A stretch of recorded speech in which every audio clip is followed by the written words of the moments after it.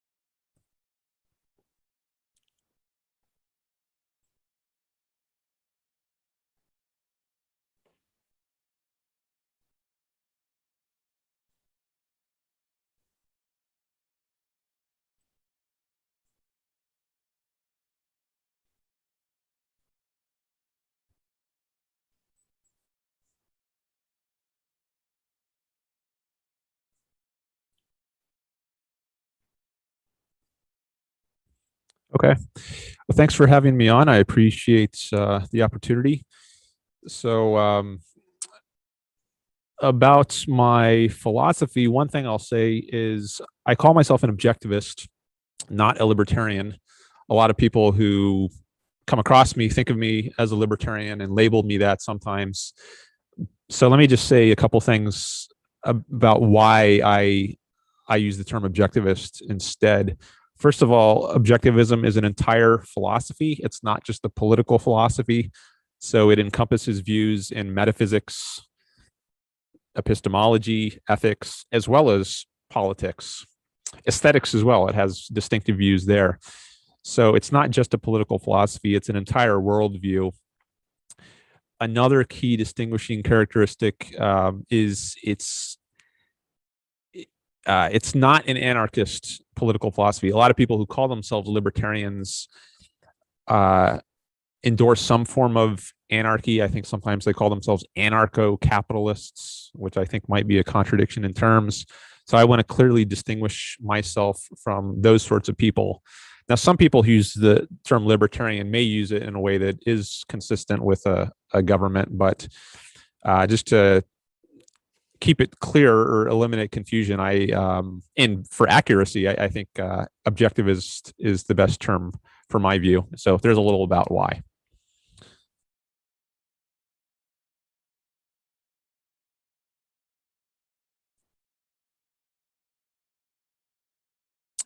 I do. I also have a PhD in philosophy and a master's in philosophy. Yeah. Yeah.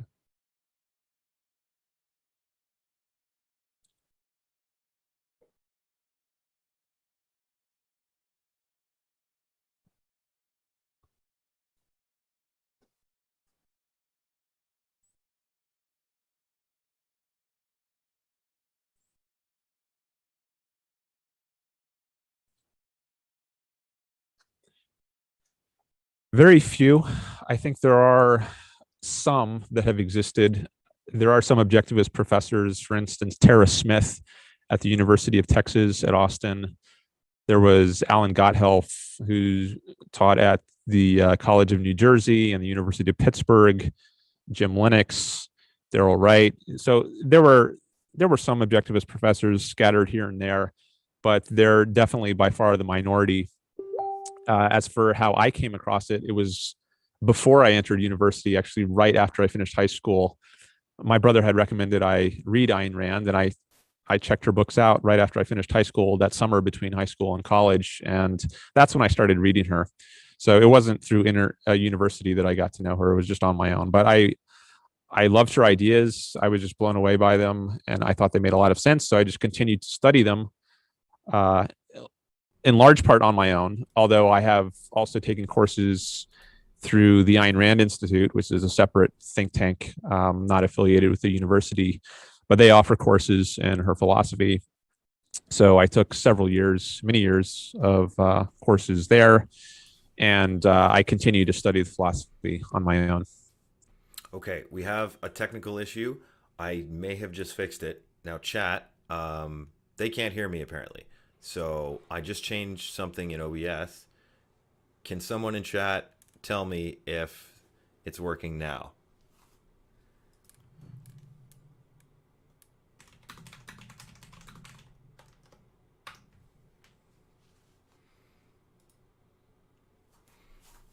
Because this will be kind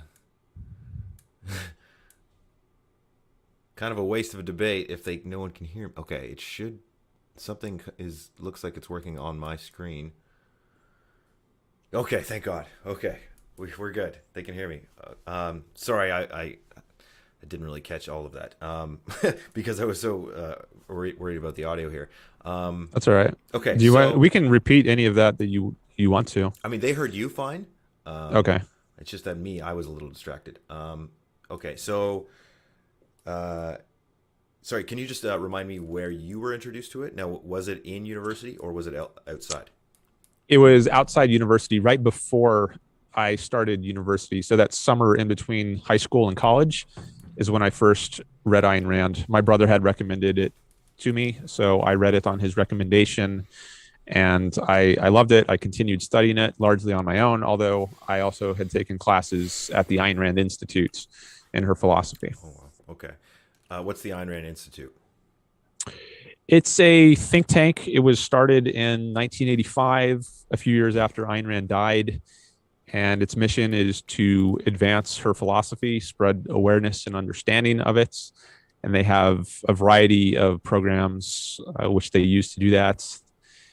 They have an essay contest, international essay contests on her books. So there's cash prizes for kids around the world who want to read her books, write an essay on it, maybe win some money.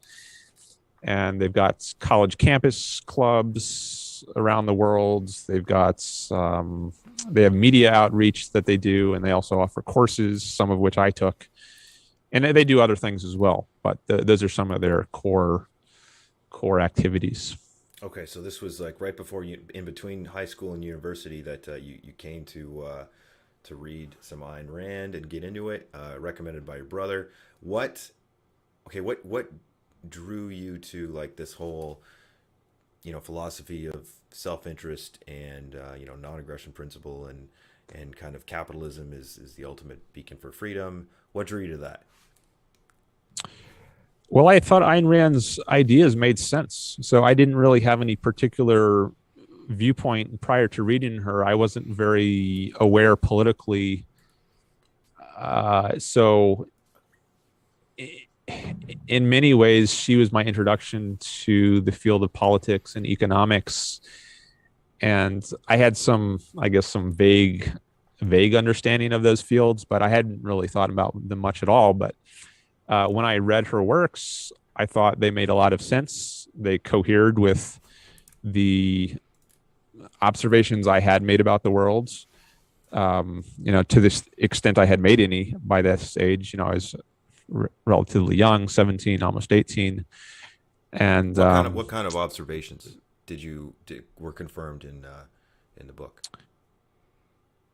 I guess it was maybe more in the ethical realm than the political, because as I said, I wasn't very aware politically of what was going on, but just ethically, she makes this case that egoism is good and that altruism, or self-sacrifice, is bad and is doing a lot of damage to the world. And so I guess one thing that I had a sense of is that altruism was sort of a dominant moral viewpoint that a lot of people, if they didn't follow it, they'd at least pay lip service to it. Mm-hmm. And they held it up as some kind of moral ideal. And if, a good person is considered like Mother Teresa, someone who's living their lives for the sake of others. And I remember on my college applications, I think one of the questions on one of the schools I applied to said like, well, who are the people you admire and look up to, or like who are your heroes or something like that. And I think I actually included Mother Teresa as one of the people. Hitchens? No, I've heard some of his videos, but I haven't actually read them. Have you heard about what he thinks about Mother Teresa? I think I might have heard he had a pretty negative view, but Correct. Yes. is that understating it radically? Yes. Yes. Yeah, I've heard some things have come out about her maybe after she died that made her appear quite bad, but I haven't looked into those. But anyways, a lot of what people admire her for, you know, I don't know what the reality of it was, but at least what she kind of symbolized was self-sacrifice and living for the sake of others. And I wasn't raised religiously myself. I was in a pretty secular household, but I think that altruist morality, or this morality of self-sacrifice, still can affect people just in the culture. I think maybe post-Kant, Immanuel Kant, the philosophy of altruism or self-sacrifice has been secularized. And maybe I just picked that up to some extent from the culture. So even if you're not a religious person, you can still pick up this religious in origin morality of self-sacrifice. And I think I did that to some extent. Are you religious? And no, I didn't believe in a God growing up. I never went to church. My family didn't really speak about it. So I wasn't religious in any overt, obvious way.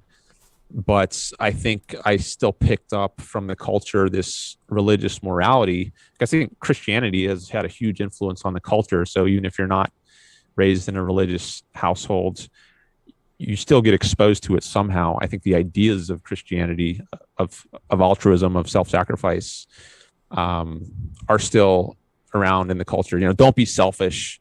Pretty much everyone hears something like that. It's better to be selfless. Give back. These kinds of things you hear, you know, whether or not you're religious, so you can still pick up this sort of morality. And I think I was not hugely influenced by that, but to some degree, I think I was. And I thought Ayn Rand gave a good analysis of that, and how there's not really any good reason to accept it. So I don't know if that answered your question. You asked like, what in her works did I find confirming? But I think one of the, I guess, just to put it more briefly, is her identification of the prevalence of altruism was one thing that I thought that resonated with me. It seemed plausible. And then her arguments against it, which I hadn't really heard, because I think those are much less known in the culture. I thought her arguments against it made sense, and her arguments for egoism made sense. But also her arguments for other things too, like capitalism. But I guess in my own experience, I was more attuned to the ethical issues because I just wasn't very aware politically in those young years. But definitely the ethics resonated with me, and I thought she was also very logical in the way she thinks about things and writes about things. So I liked her way of thinking, and I think that impacts everything she touches. You know, whether it's ethics or politics or aesthetics. I liked her way of approaching issues. So where do you think altruism comes from?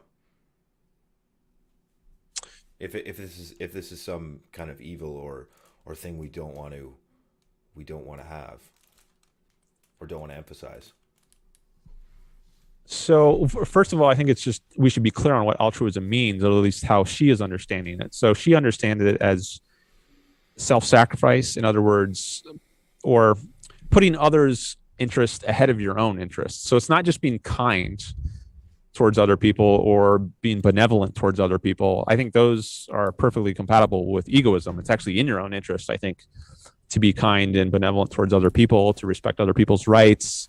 If you're a jerk to other people, you know, they're not going to want to be your friend. They're not going to want to be your romantic partner, for instance. So I think it's in your interest to be, to treat others well.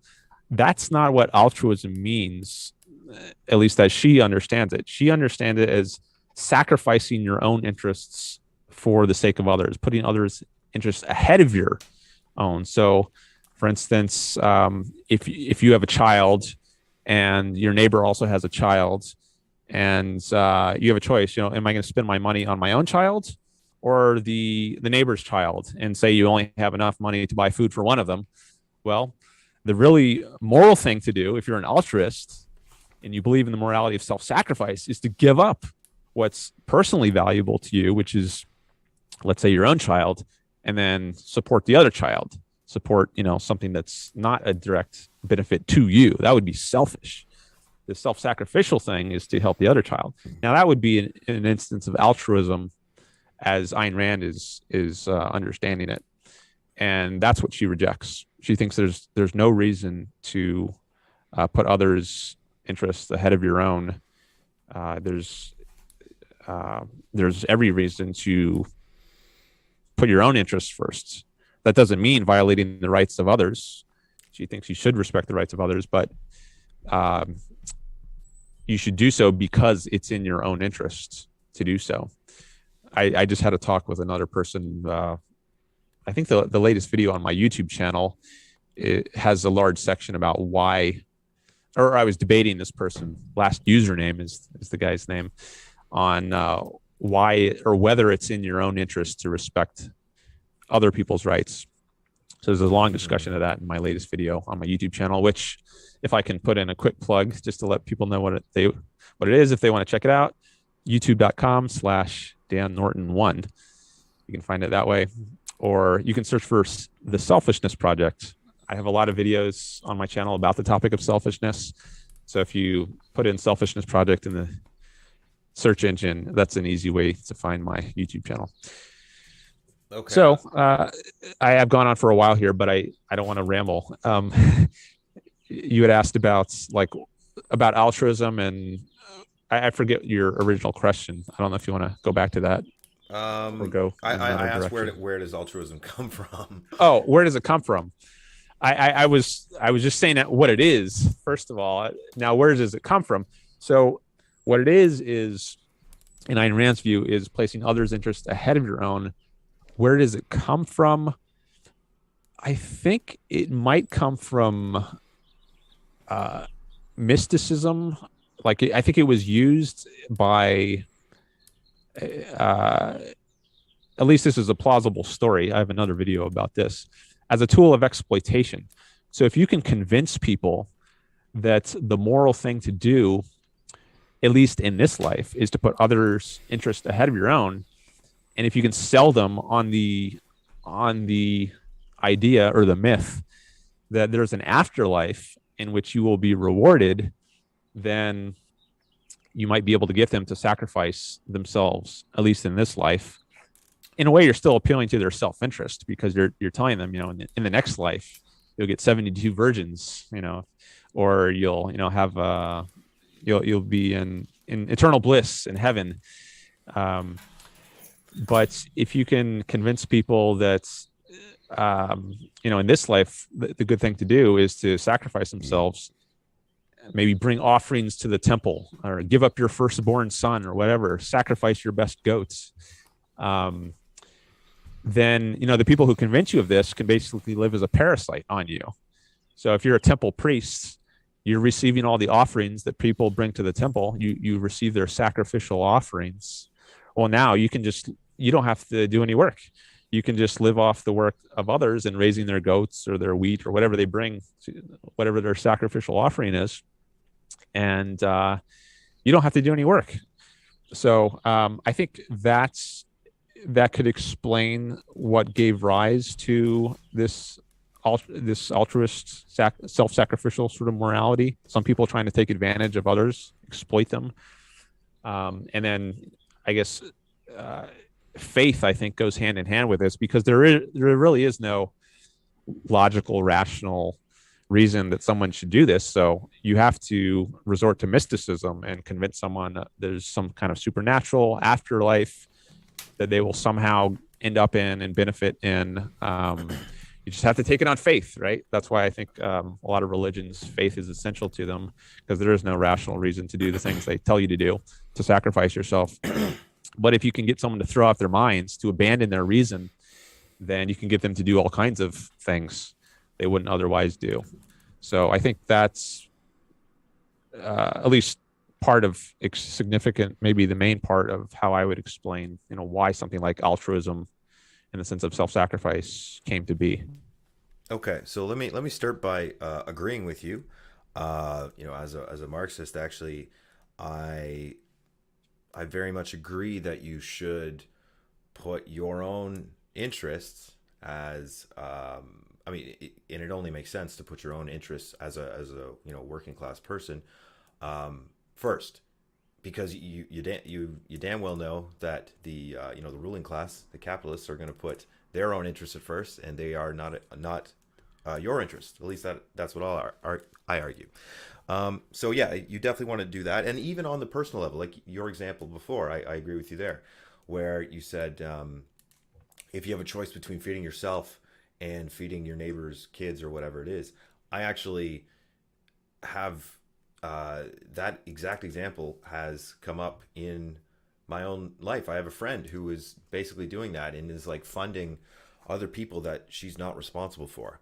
And I'm like, it frustrates me a lot. I try to, you'd think a socialist might not argue that, but I was very much trying to get her to, to put her own interest in her own life ahead of, and that, if she really wants to help these people out, there's better ways to do it than just throwing your money away and making yourself, putting yourself in a worse position.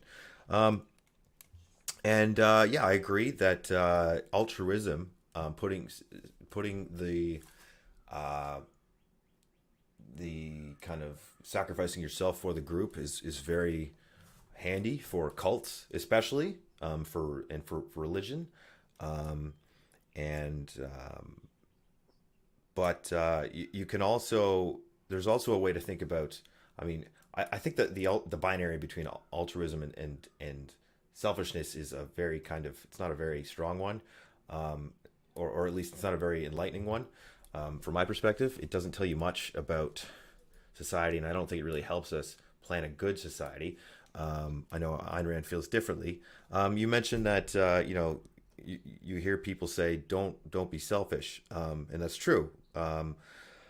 But like I asked you where that comes from, and you gave an answer. But I think there's kind of more material roots at hand. I don't know how familiar you are with anthropology, like human anthropology, but I mean even primitive societies today like display. I wouldn't call it altruism, but they very much it's in their interest, or they find it in their interest to share everything they get. This is because resources are scarce, and the moment you start having somebody become selfish or hoard the scarce amount of resources, that becomes a threat to the entire tribe. And humans are we're smart, but we're vulnerable, weak animals. We don't do well on our own, and we're social creatures, which and the funny thing about that is, around each other, sharing and sacrifice, maybe not sacrifice, but anytime you have something, let's say you made a kill, you will try your hardest to not brag about it, and you'll share with everybody else.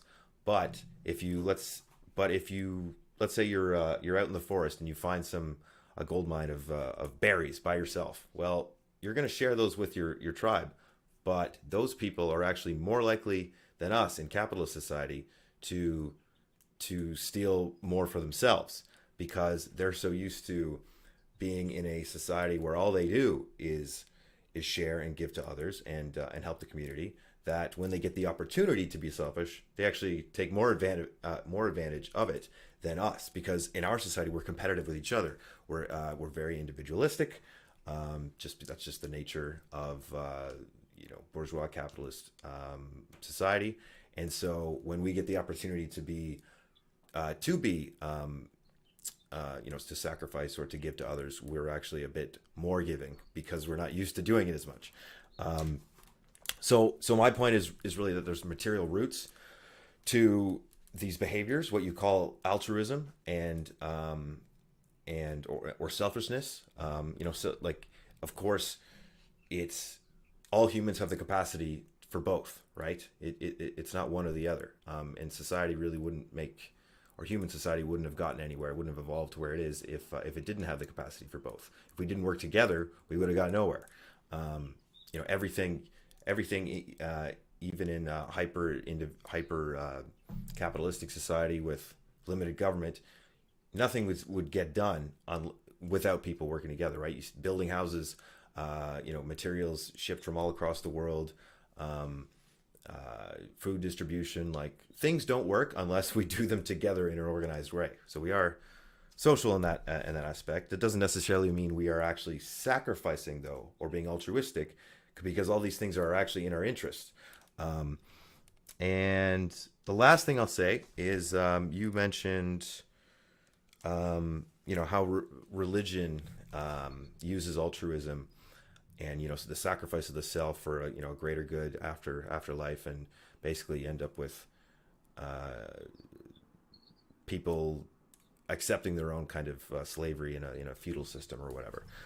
Well, I would argue the same thing applied to capitalism, because the justifying ideology for capitalism for a long time in England, where it started, and I believe Netherlands, because they were both Protestant, was the Protestant work ethic, which Max Weber outlined famously, and that was kind of the church was pushing this idea of work is good, and this is something that so people working 12, 14-hour shifts in the factories were internalizing, and so that it would pacify them.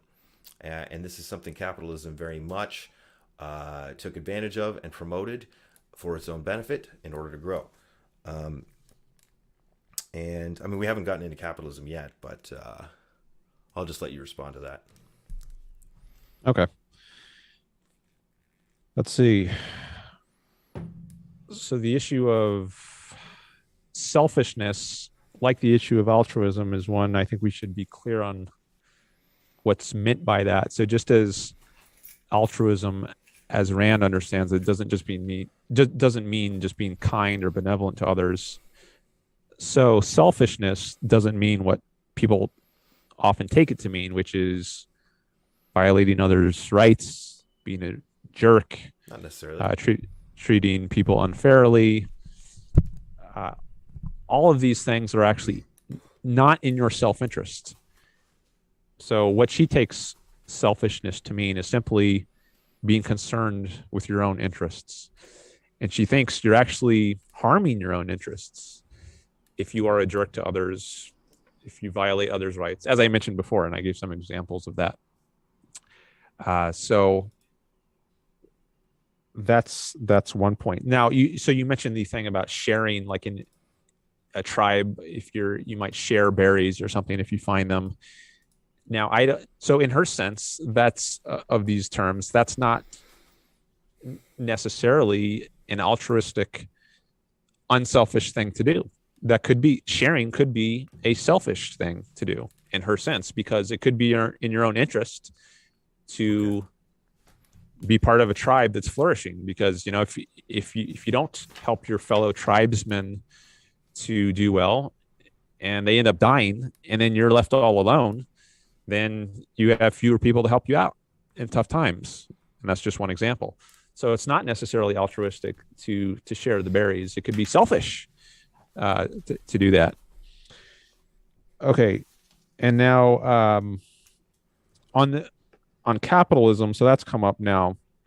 That's another term which the meaning of it, I think, needs to be made clear, because I think it's often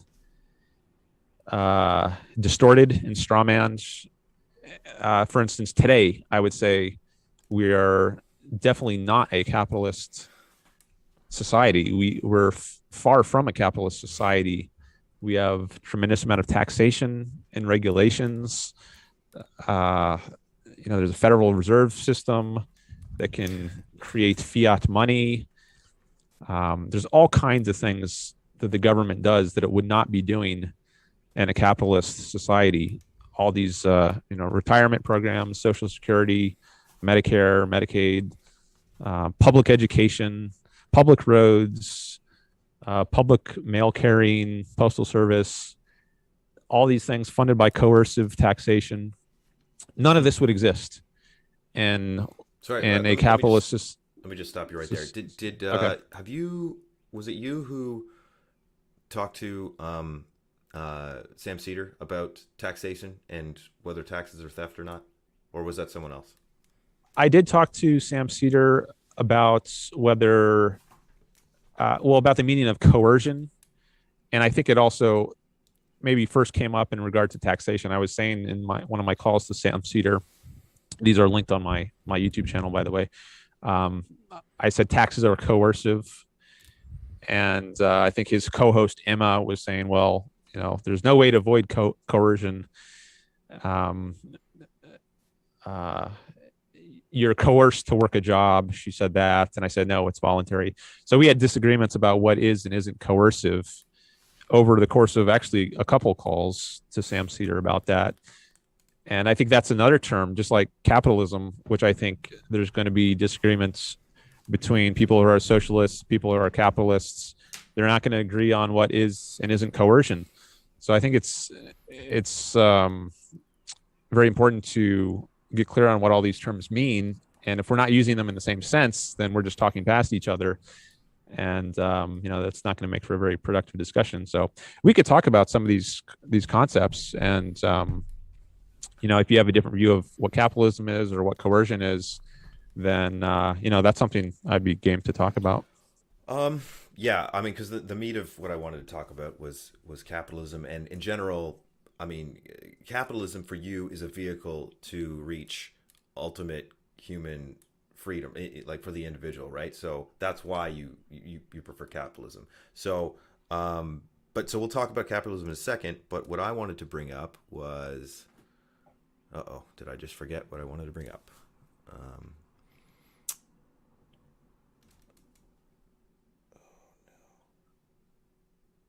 what were you saying right before that?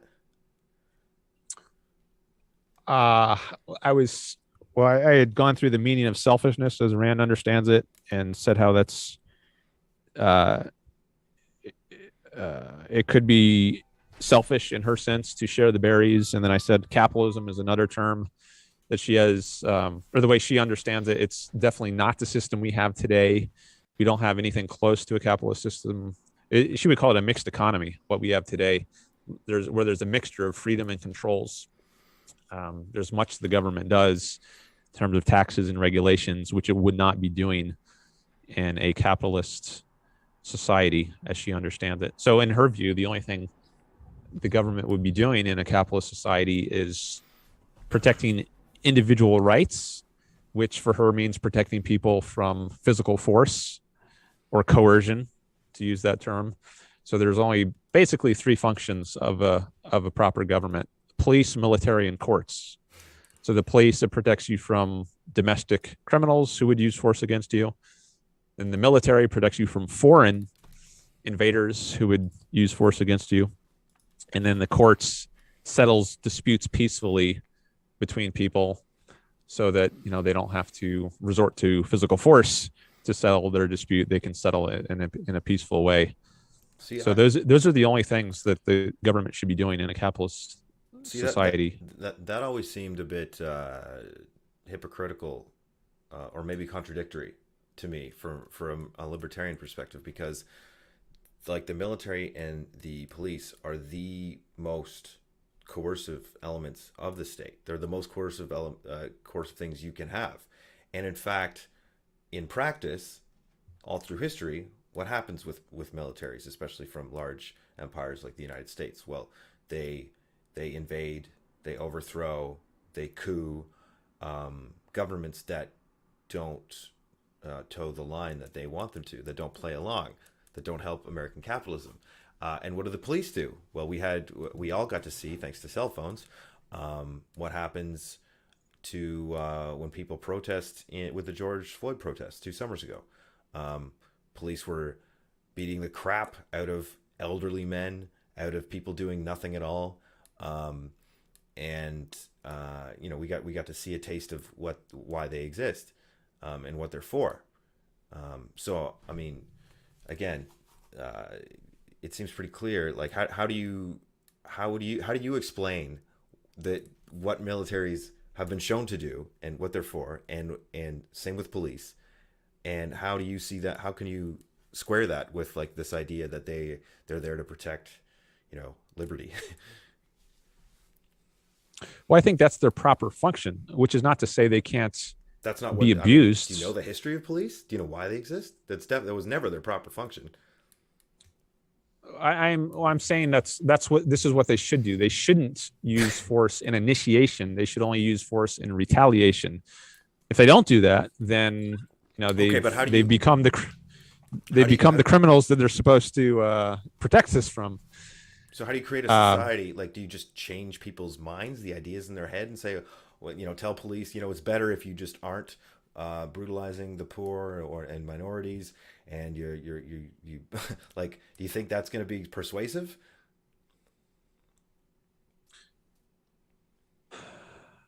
well, I think you're first of all. I mean, we might have different evaluations of to what extent right now the police are initiating force How about in as Chile? opposed They were shooting to people in the eye for protesting. Or how about in as Russia? opposed to retaliating in force. Like, I mean, just take the American police in general. I'm no expert on this, but in general, I think they do use force in retaliation. They don't. They're catching crooks. They're stopping criminals. Now there are some crimes like drug crimes. I don't think they should be going after. I think this is one of the problems that we've made some activities criminal, which shouldn't be criminal, namely using drugs. I think drugs should be legalized. Why have we done Prostitution, that? I think, should be Why do you legalized. think the state did that? Um, but I think just to finish the thought here, I think in general, the at least in the United States, we don't have like a Gestapo, right? A secret police which is going around arresting people without any um, warrants in the middle of the night, hauling them off to jail without a trial. We have a legal system here, and We sort of do, not dude. perfect, but I think in general, our police do use force in retaliation. They might screw up sometimes, but I think in general they are doing that. You don't think there's a So that's what history I would of say. you don't think that there's a history of people can inconvenient to the state getting offed before their trials, or or before or before releasing some piece of journalism, or before speaking out. I'm thinking several people around 9/11, several people around the JFK assassination, several people around the 2000 election. Um, you don't think this is the type of thing that happens at all? I mean, there's examples Well, from I'm the not saying past. it doesn't happen at all. I'm just saying I don't think that's the dominant trend. I think it's probably. I mean, I haven't looked into it much, but I would guess that it's a quite small percentage of. If you consider all the police interactions, the millions, I don't know how many there are per year, I would suspect the vast majority of them uh, are going pretty much as they should. And you hear about the ones that don't go as they should, precisely because I would think because they are exceptions. I mean, if that were the rule, then it wouldn't make the news. It wouldn't be any big deal. It would just be the norm. But I think the norm is pretty good. Okay, well, But I mean, I think there is certain laws are bad and have been around for a long time, like these drug laws. I think they're very bad. I think that's actually making things worse. It's harder for the police to catch the actual criminals when they spend so much time and resources going after these people who are not committing any crime that's hurting anybody, except maybe themselves. I mean, I don't think it's good to be addicted to drugs, but I think someone should have the freedom to use drugs, and it's not right for the police to prosecute them. It's a victimless crime, so it shouldn't be a crime. It should only be a crime, I think, if you're initiating force against somebody else.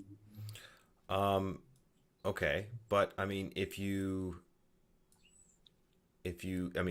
hold up capitalism as the system that's going to bring the most freedom, it is under capitalism and because of capitalism that states do things like criminalize drugs because that helps to keep a certain population as the underclass, and that allows you to have a reserve army of labor for to keep wages low, because when you have a working class that's let's say their wages are getting too high for for the average capitalist. Well, if you have a large unemployed and lumpenized amount of, let's say, black people or whoever, or poor whites, that is a threat to the people who are working class, and so their wages can be crushed down, because if you fire those people, then there's you have a reserve army of labor to take the place of those people, and to take those jobs. And so keeping that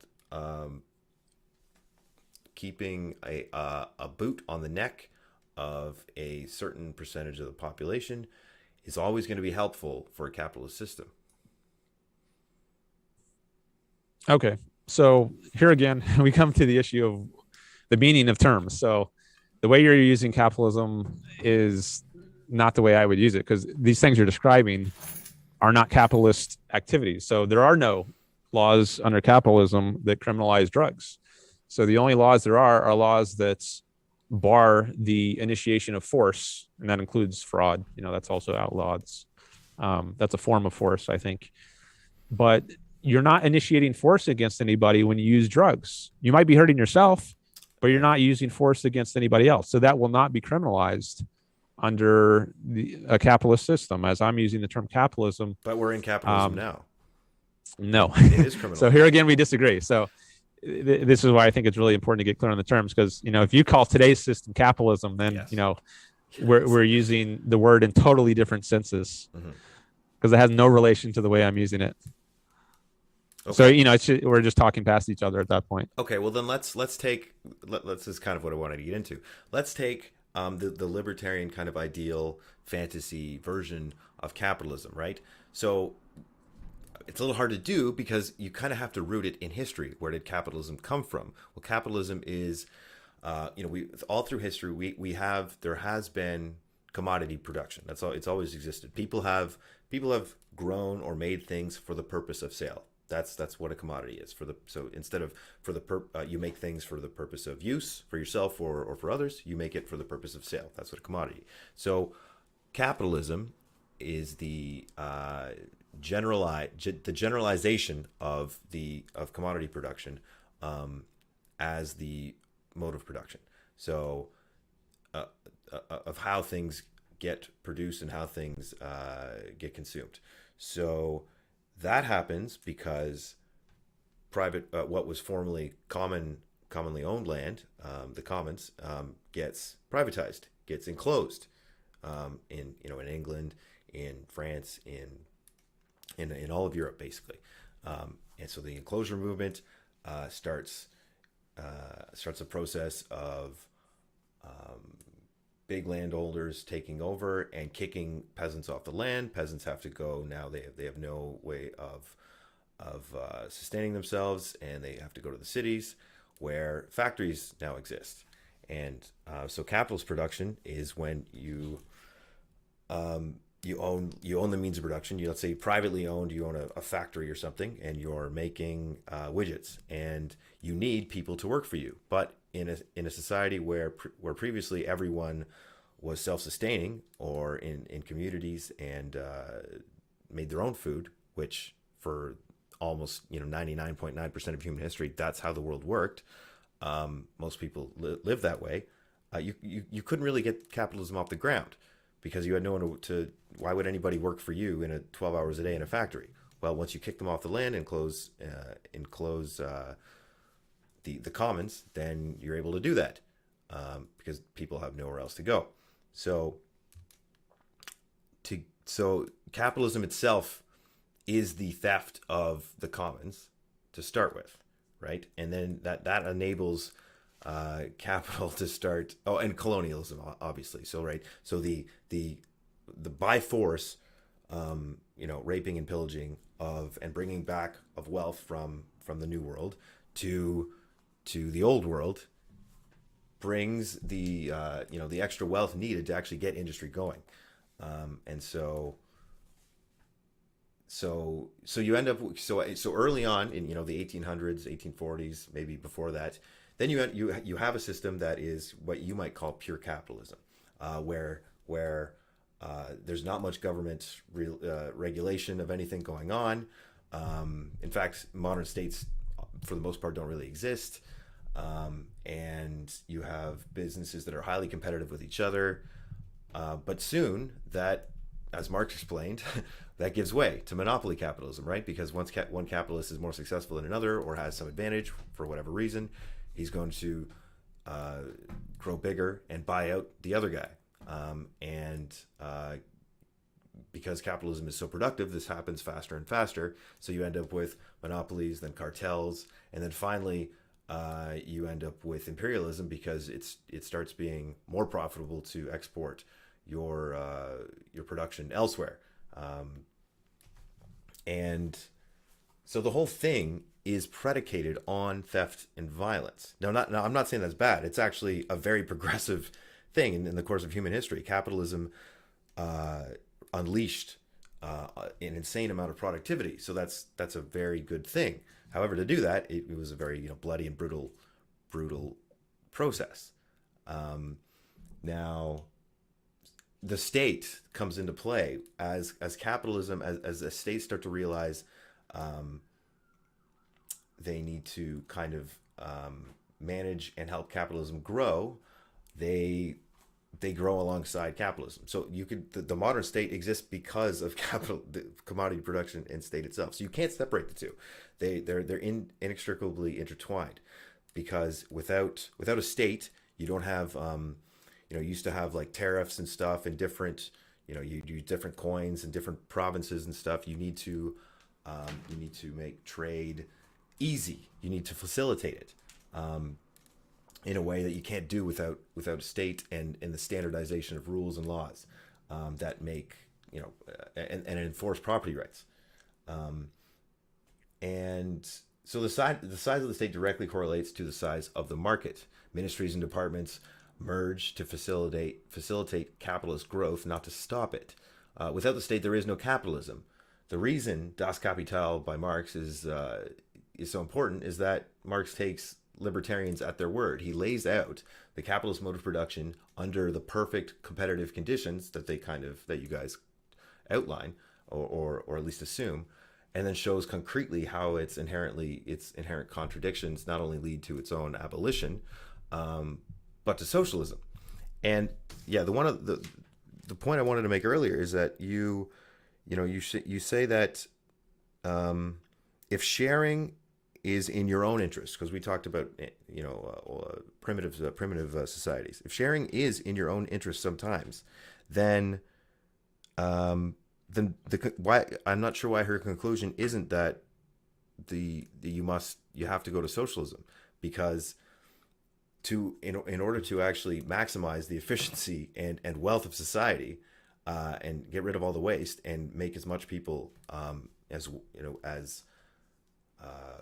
live in the most high standard society as possible, you'd want to share these things communally and raise everybody's level instead of and there's no force necessary there because it's democratically controlled by the workers who were brought together by the system, right? Like I said, from the reason you couldn't have socialism hundreds of years ago is because everyone lived out on in the countryside. When capitalism brings everyone together into the cities, kicks them off the land, brings them together, suddenly these workers can realize they share the same interest. There's only one boss, and they actually have the power in the situation, and they can just take over the factories that the boss owns and run society themselves. Sorry, that was a lot there. Yeah, that was a lot. So we're still not using the term in the same sense, because when you talk about theft, kicking people off the Yeah, lands. that's a prerequisite for capitalist society. No, I don't think it is. I think so. What I endorse and what I understand capitalism to be is a system in which you respect individual rights. And what that means is that you don't initiate force. You don't kick people off their land. You don't engage in thievery. So if that is involved, that is not capitalism, or at least that's not what I endorse, and it's not what Ayn Rand endorses. It's something then else. then how did capitalism evolve out of feudal societies, previous societies? How did it happen that all of a sudden there was privately owned means of production and wage labor, right, and surplus value? How did that happen? Just because everyone agreed, just thought about it and had a debate and Well, decided. there was, I mean, a lot of the key knowledge, I think, was discovered by John Locke, and following on his discovery of rights, which I don't think he had a perfect grasp of, but I think it was a huge leap forward. Um, the founding fathers implemented his idea of rights in a political system, and their ideas are expressed in the Declaration of Independence and the U.S. Constitution. Not perfectly, but it was a huge leap forward from what existed prior to that. So I think the Locke's and the founding fathers' idea of rights is, I think, essentially this idea of uh, not initiating force. They didn't say that explicitly, I don't believe, but I think that's the implied idea of like the rights to life, liberty, and the pursuit of happiness. Um, I think maybe in some other documents or drafts of those documents, they refer to the right to property. Uh, so, as to how this came about historically, I think in the Enlightenments and in the Age of Reason, figures like Locke and the founding fathers came up with this idea that the role of the state, it shouldn't be the role of the state to dictate to people how they live their lives. The state should be the servant of people, not the master of the people. So there was no king in America.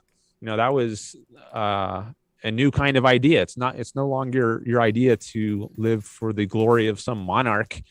Rather, the individual's life is paramount. That's what really matters. And the role of the state and the government is to help the individual live a good life. And they tried to create a new kind of political system with the individual in mind, not with some absolute monarch and who's just got serfs serving him. That's not the right role of the individual. The individual is an end in himself. He's not just sacrificial fodder for some tribe or some king. He has the right to his own life, liberty, and pursuit of happiness.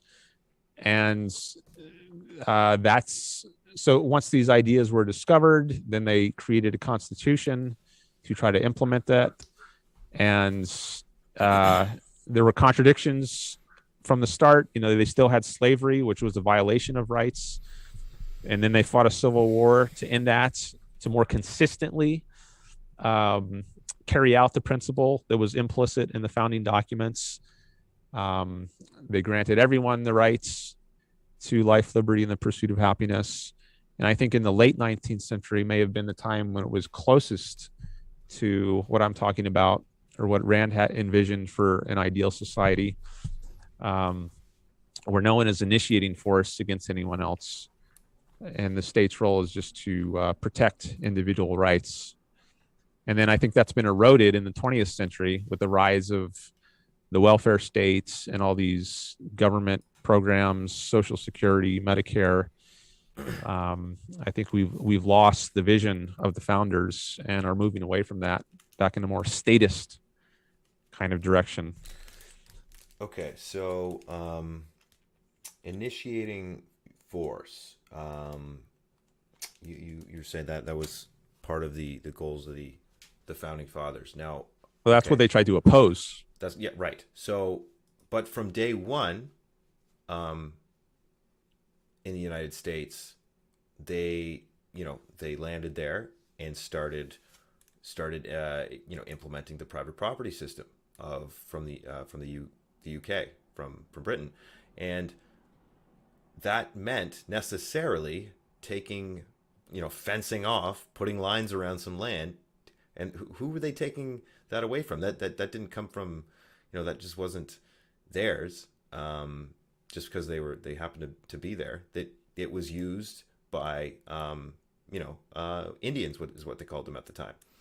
And through the century, they started just pushing more and more westward, kicking Native Americans off the land in order to facilitate this private property. So I would say that's force.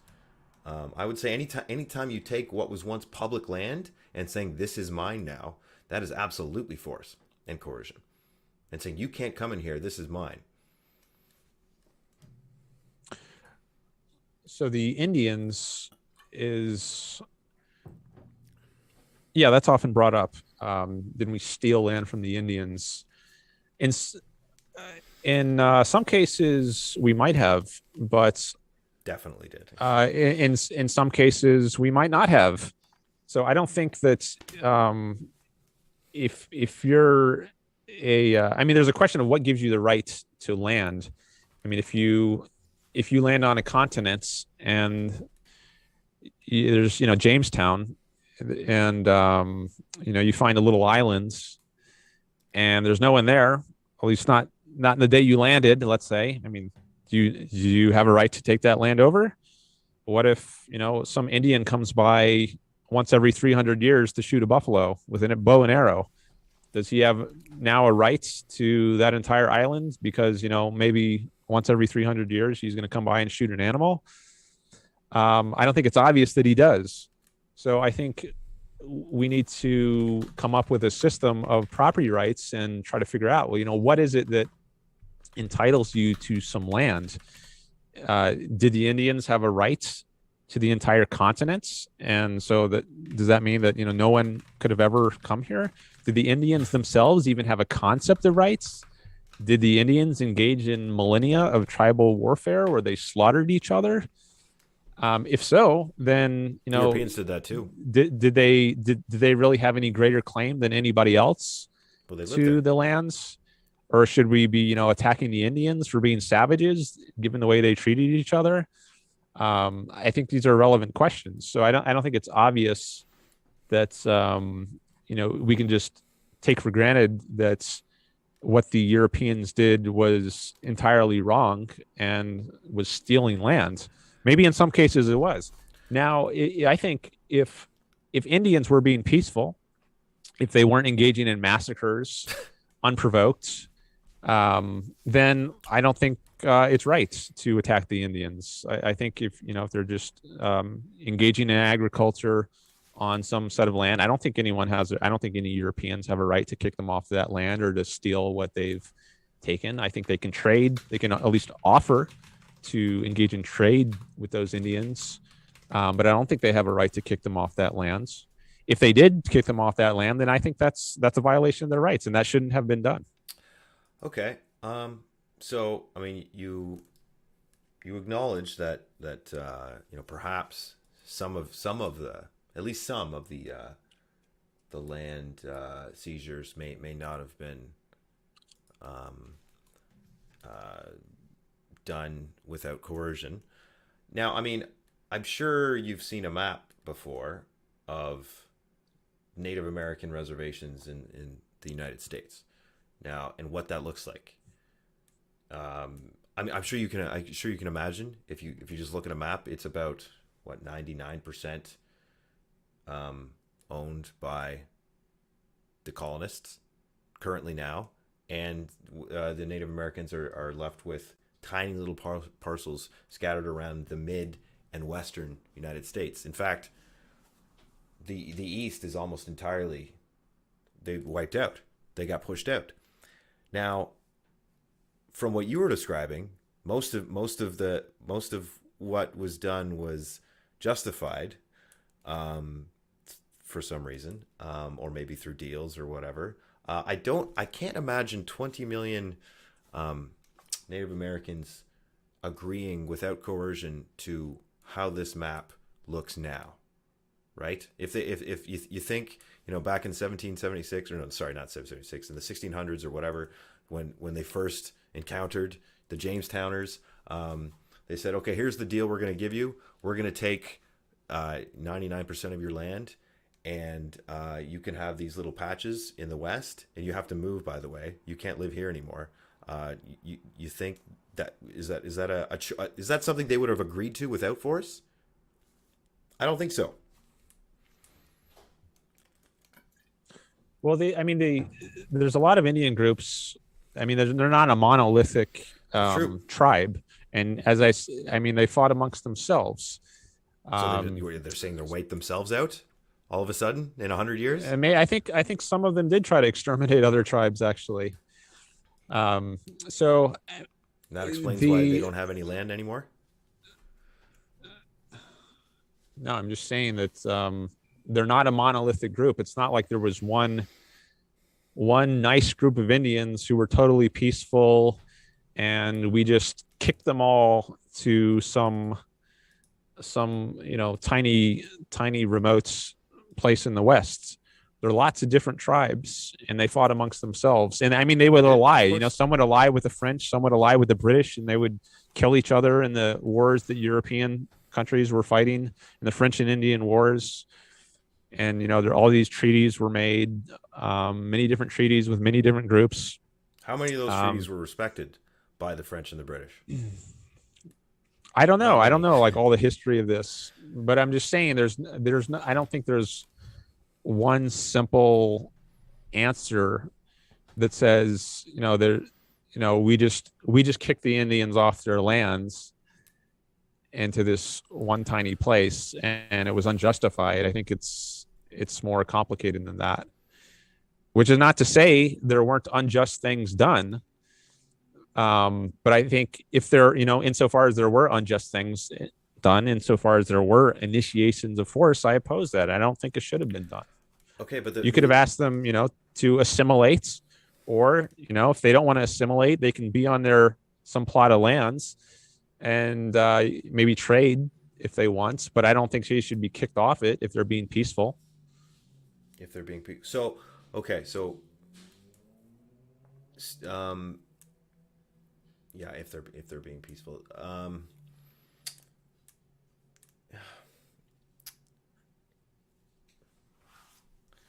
Shoot, I had something to say.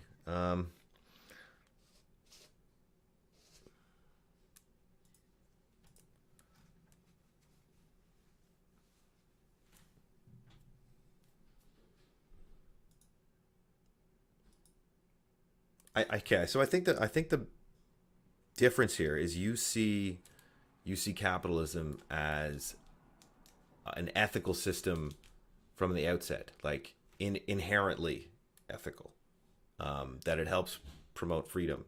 What I'm trying to explain to you is that capitalism emerges materially out of history, and it emerges a certain way. You can't do it without blood and theft and without expropriation. Um, there's no version of capitalism that can come about any other way. If you have societies, as they all were, with 90% of the population living off the land, and you need to get industry going, and you're trying to get the private property system going. At some point, you have to make a change materially, and that's going to be to kick people off the land, and that's going to be also to go to the new world and get extract resources and send them back. Now, so like there is no modern United States or Britain without the colonies, because that's where the wealth, all that extra wealth came from, in order to get industry going, to get the factories off the ground, and the railroads and the steam, and the mills. It can't really happen otherwise. You can't raise enough capital or generate enough wealth without having done that, colonization and invasions and violence to begin with.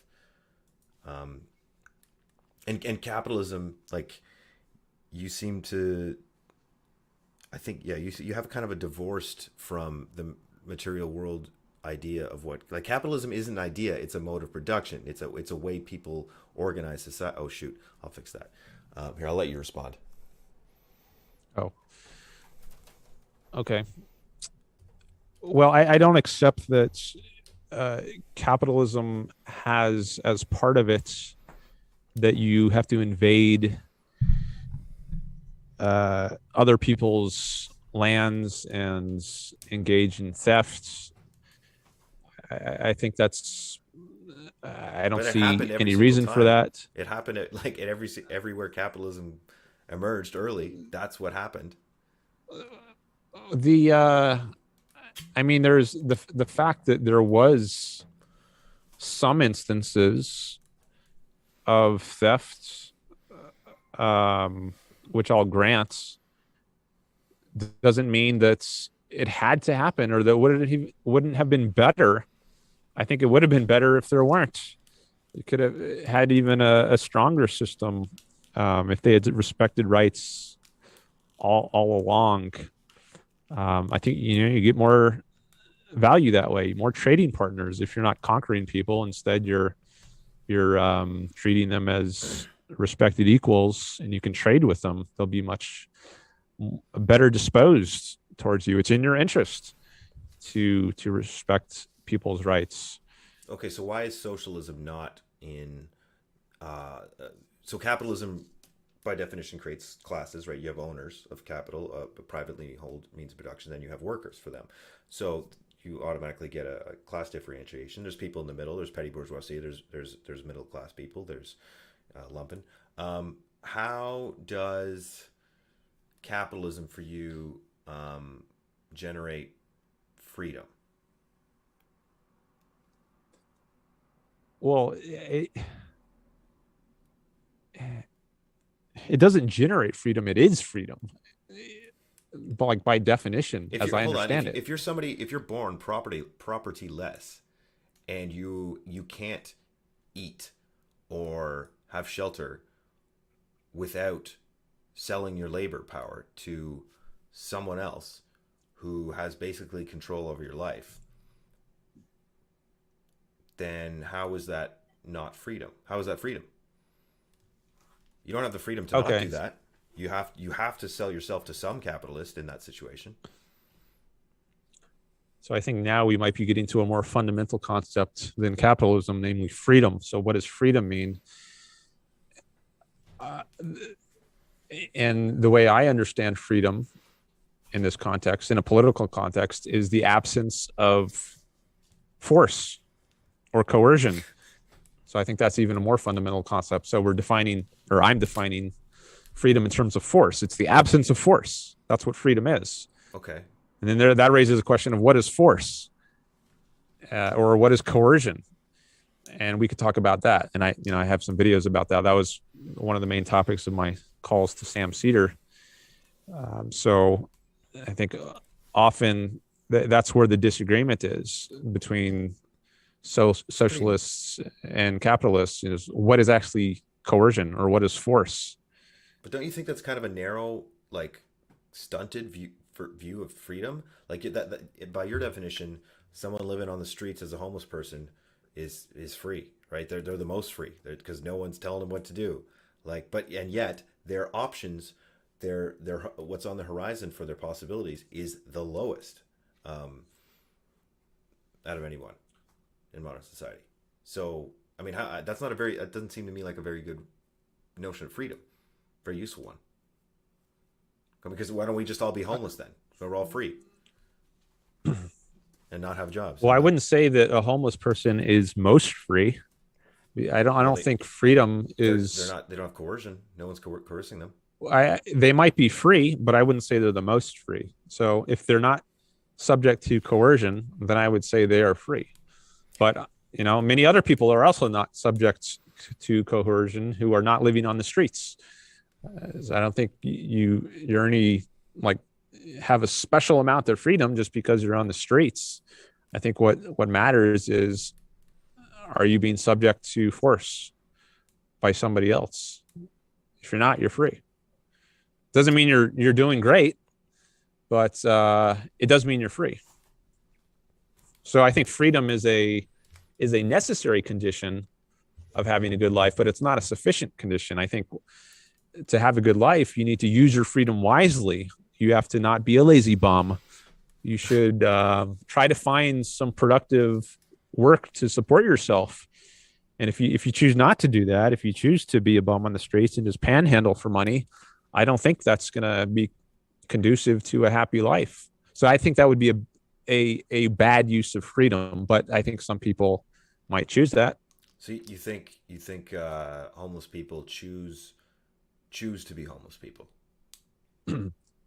I think Have you met homeless people? some. I think some probably do. I mean, I haven't talked to a lot of them. Not. I don't know if I've talked to any of them, but I think people don't. People are responsible for themselves, and I think it's very hard to just end up on the streets without a lot, thousands of choices across the course of many years of your life, which put you there.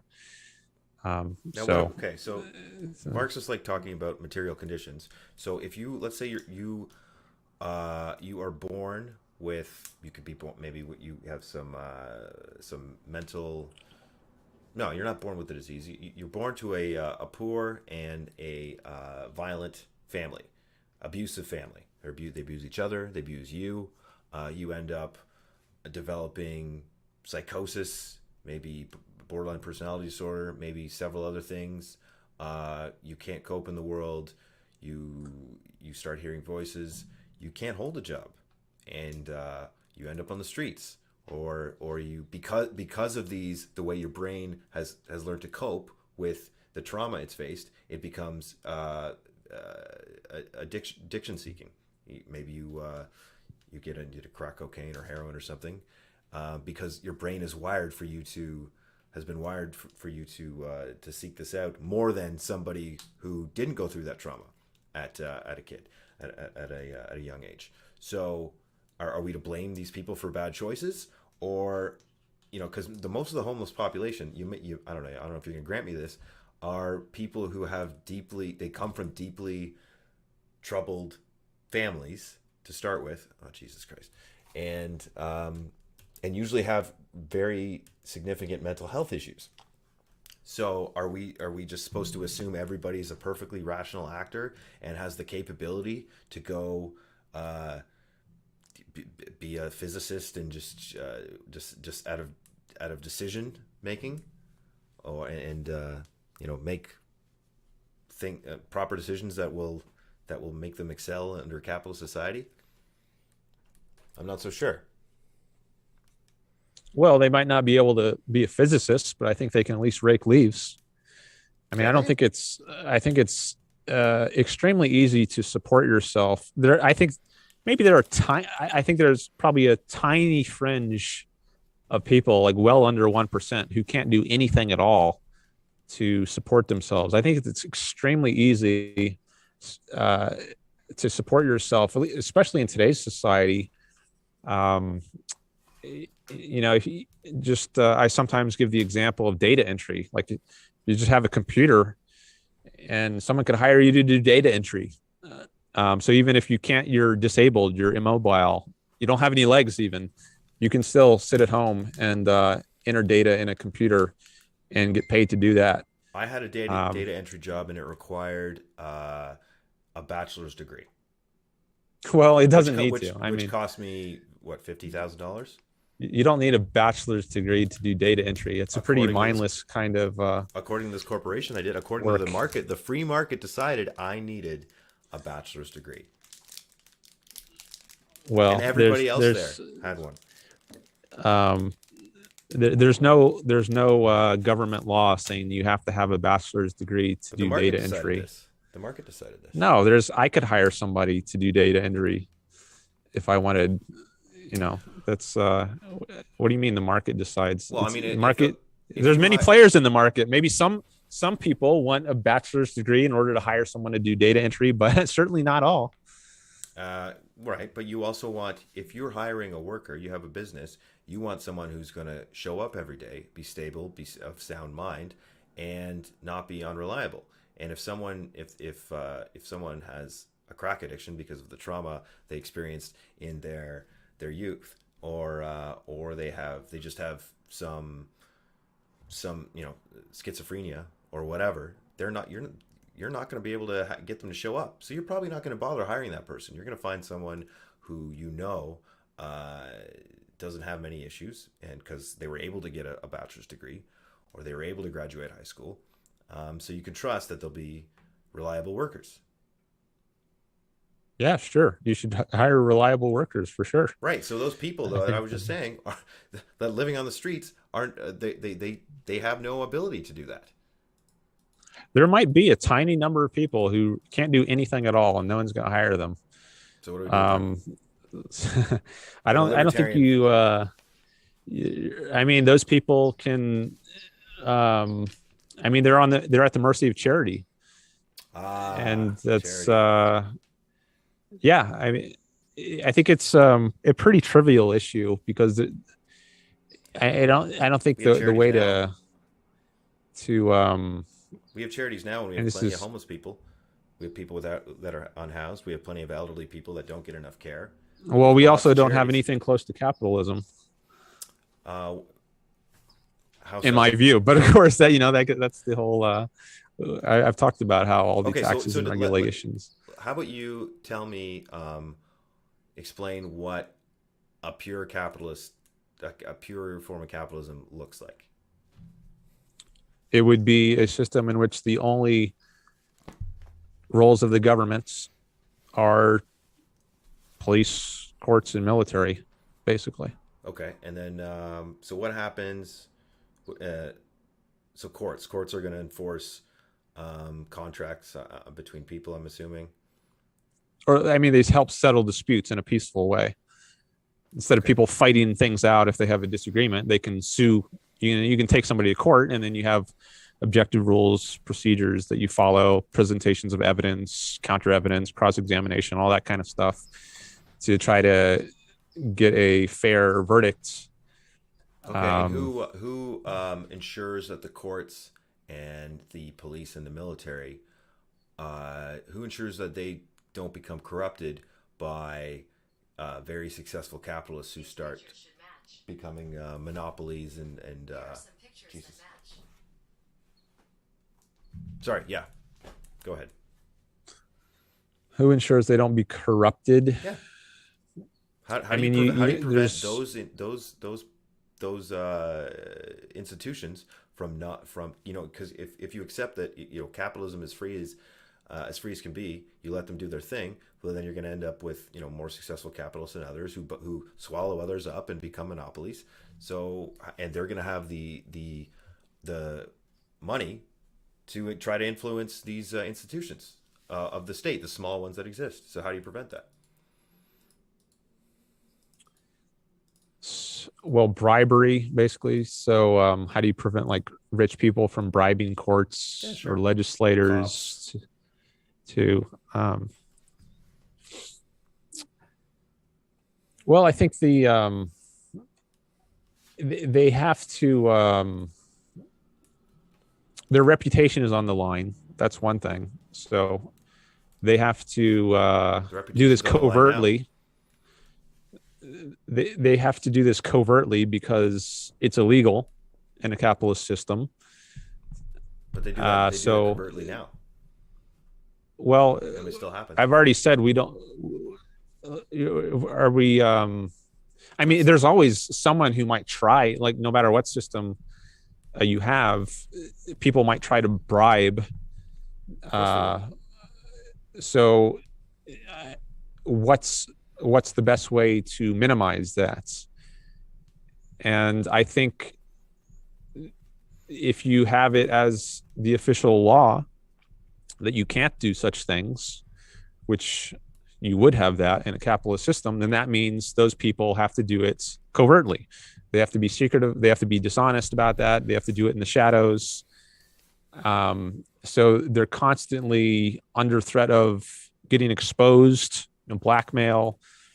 And I think they might be able to get away with something for a while, but eventually, I think reality is not on their side, and the scandal will come out to light at some point. But I don't know that there's, that there's a better way to deal with it. I mean, what is the solution? Let people force each other? No, Should that be the law? Is that going to encourage better behavior? Well, actually, I don't think so. I would say the solution is democratic workers' control of mob rule. No, not mob rule.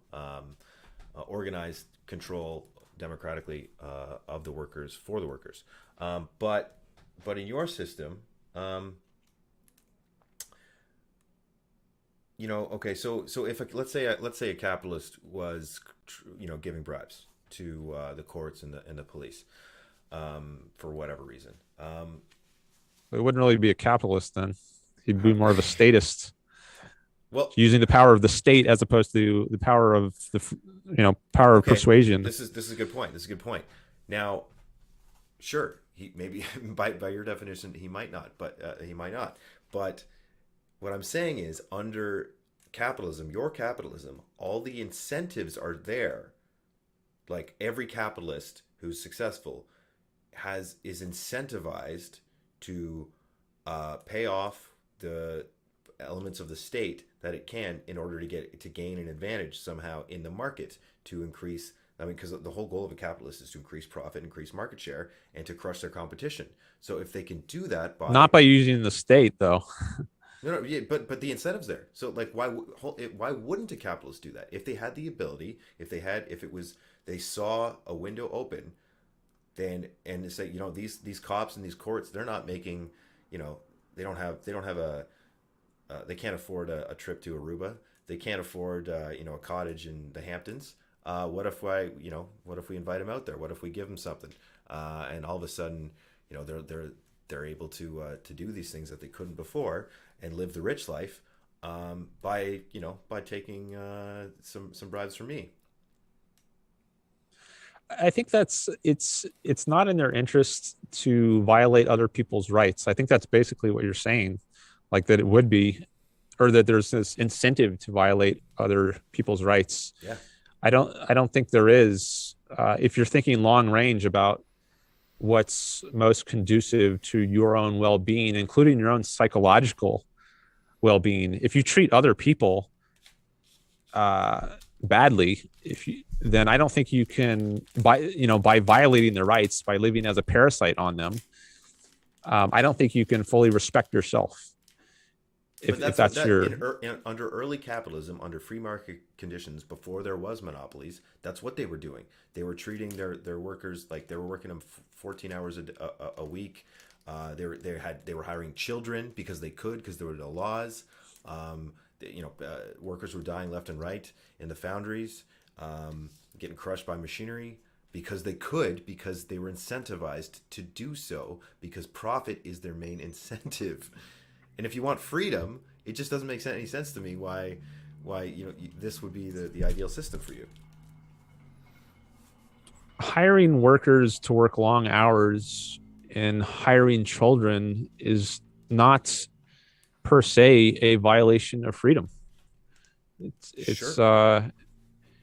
Things get better over time. So when you're in the early days of the Industrial Revolution, you can't fault these people for being in worse conditions. I mean, they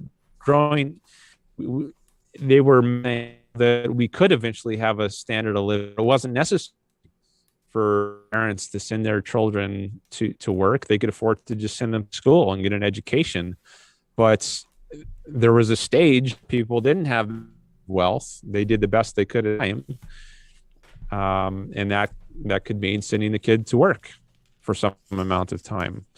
But I mean, I don't think that's being cruel. That was just the reality of the time. You have to start from a more poor condition, and then over decades, over generations, you work your way to a time where, now we have an 8-hour workday. Maybe in 200 years, we'll have a 4-hour workday. Okay, but why? That doesn't mean we're being cruel right now, but making people work 8 hours a day. It's just that's where we happen to be right now. But why do we have an 8-hour workday? Why do we have a weekend? Why do we have vacation pay and benefits? Well, we're less now, but let's say why did we have those things in the 50s and 60s and 40s?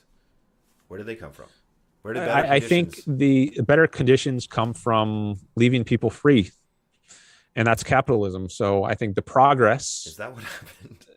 that's through So capitalists just out of the productive, kindness of their hearts just decided to pay their no, workers out of more. greater productivity. In inventions, over time you got the steam engine, you got the cotton gin, you got the invention of electricity, the light bulb, the whole energy industry, oil, trains, all these things increase our standard of living. Now we've got smartphones, so life gets better and better.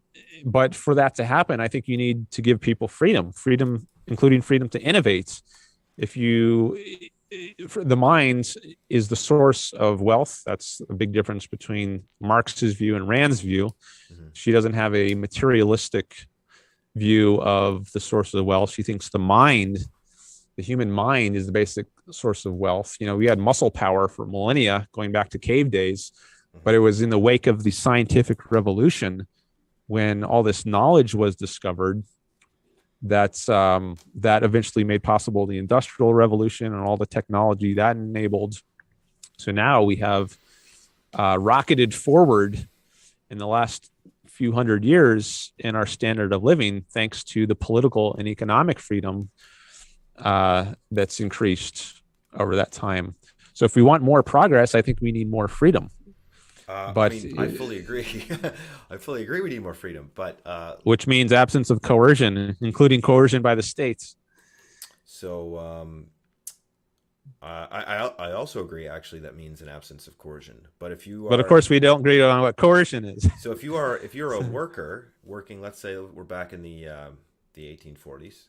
If you're a worker working a 14-hour day, and all your other workers are working 14-hour days, well, then what you do in order to change that is say, well, you know that the boss needs you in order to make money, so make their profits, and you know that the boss is exploiting your labor time, skimming off the top.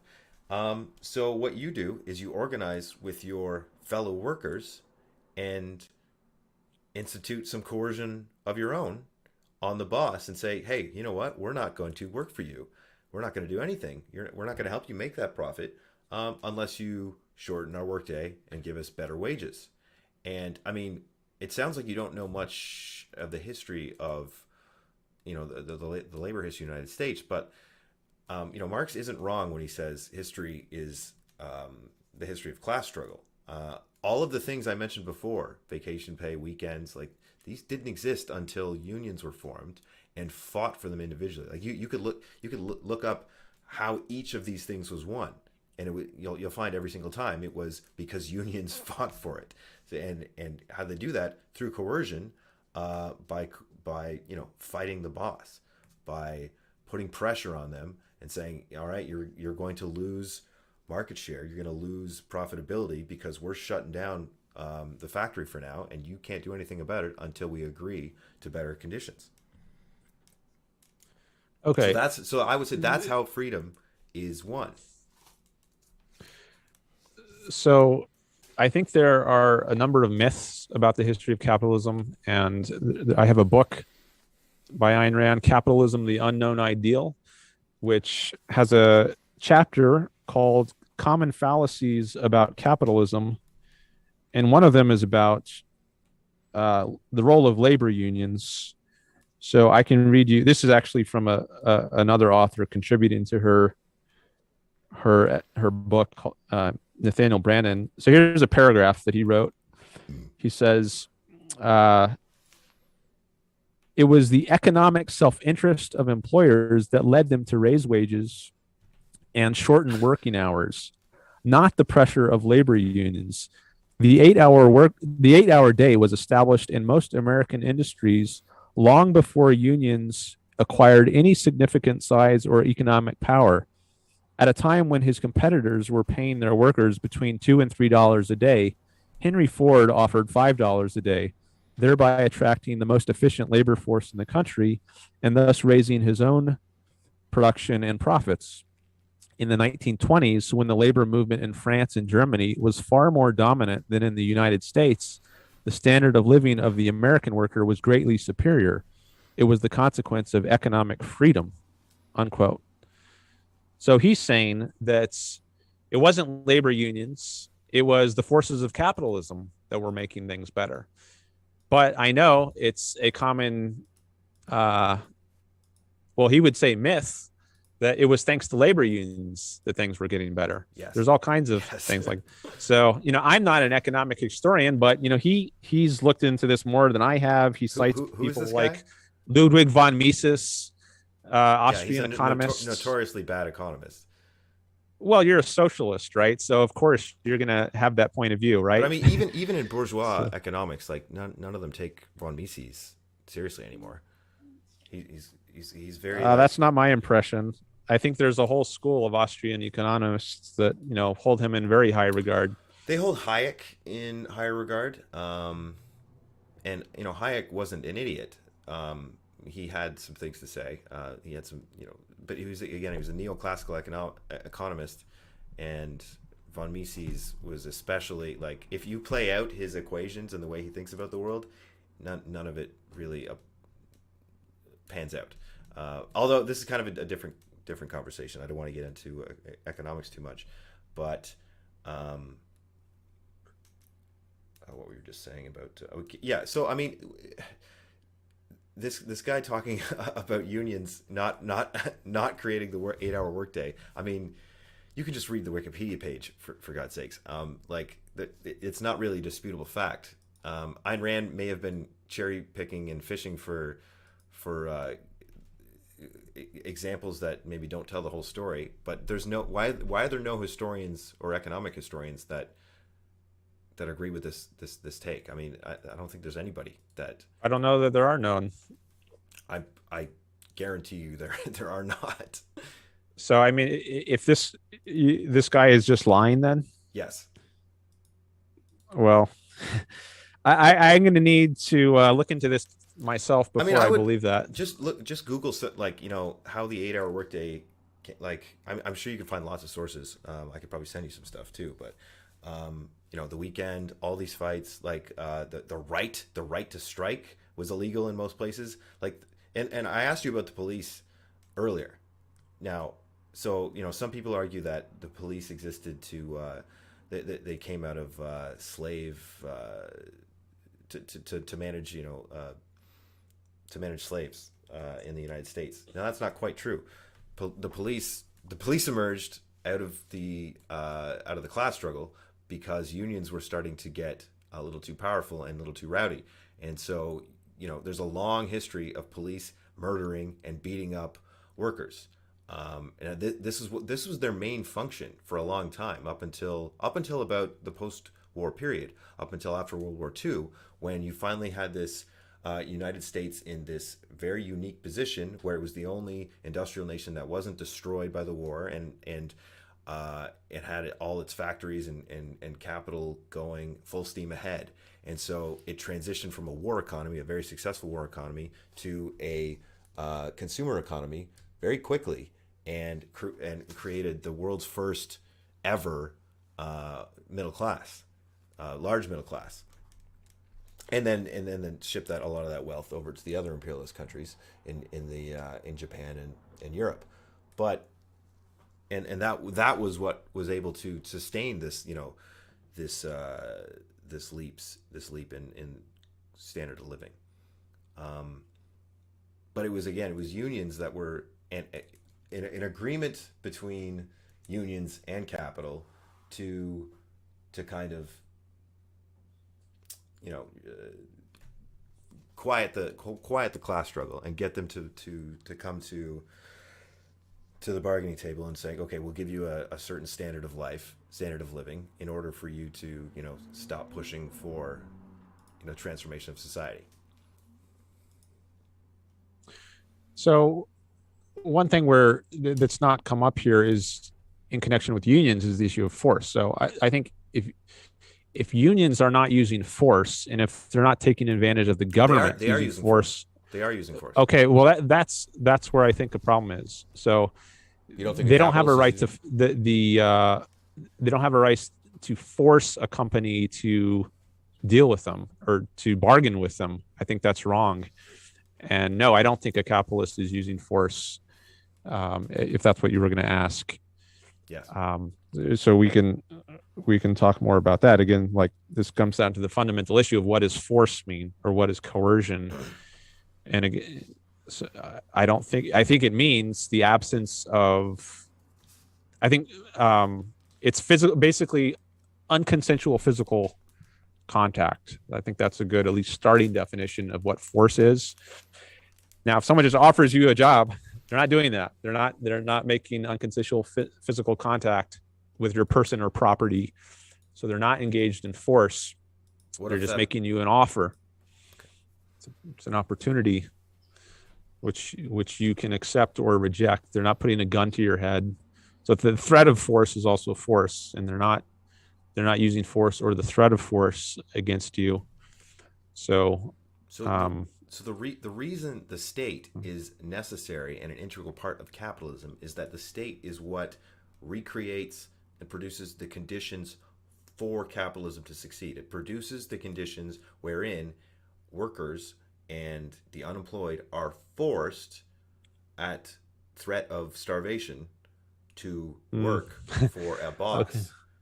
Well, Otherwise, what they about would not do that. Why would you? Why would you you're sell? not forced by the threat of starvation. You face that in nature when you're by yourself. Right. That's why humans are not by themselves. But That's why humans are social but beings. That's why are we're you social animals. forced when you're by yourself on a desert islands? Are you forced? To what? Are you forced at all? No, no, not on a desert island. Actually, Okay. that's a great. That's a. I'm glad you brought up a desert island. I'm glad you have you heard? You know what I'm about to ask?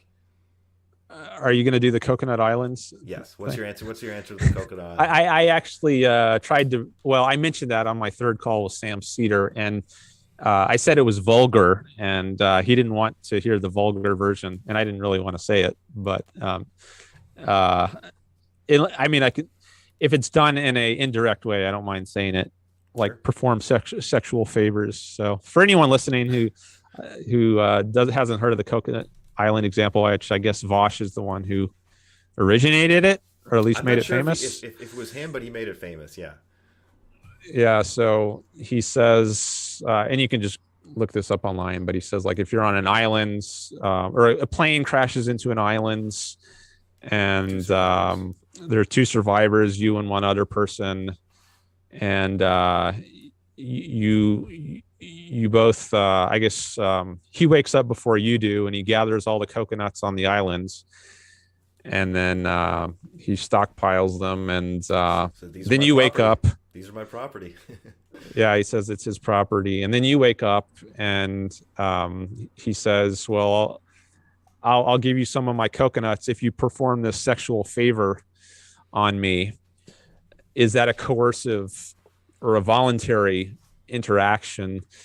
And I guess Vosh and many of his viewpoints take that to be a coercive interaction.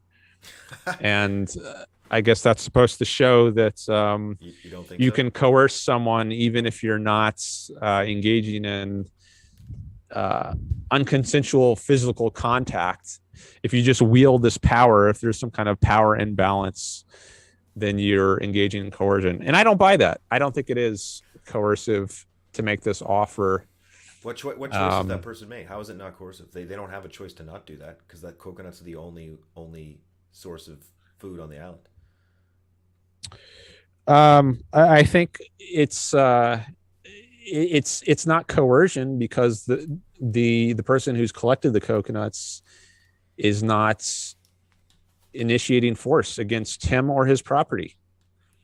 Okay, so the what if let's say the coconut collector, the guy who woke up first, is a sadomasochist or a masochist, and just really enjoys violence, and he says, "I'll give you a coconut, if I get to cut your hand off, one of your hands off. Mm-hmm. Now that person still needs the coconut to live. They need their hand less than they need to be able to live on that island. Let's say there's nothing else available. Is that a coercive offer? I don't think so. I think he's still making an offer which the person can accept or reject. There's other options too, like the person could just fight for the coconuts and try to. But that's coercion. That's coercion. It could be, yeah, but I think this is a weird. You said violence is coercion. Well, this is it's kind of an emergency situation. So I think in emergencies, violence is okay in an emergency. It can be, yeah, in emergency situations. Ayn Rand has an article called "The Ethics of Emergencies," and she says, things are different in such situations because it's not normal life. It's just you've got to, like if you're starving and the only way to keep yourself alive is to steal a loaf of bread. She would say, yeah, go ahead, do it. Steal the loaf of bread. Try to pay you should also try to make up for it later. Once you get stabilized and on your feet again, pay the person back. But if it's an emergency situation of life or death, then it's not the normal way of conducting yourself is not applicable. But what I think many socialists try to do is convert everything into an emergency situation in order to justify the use of force.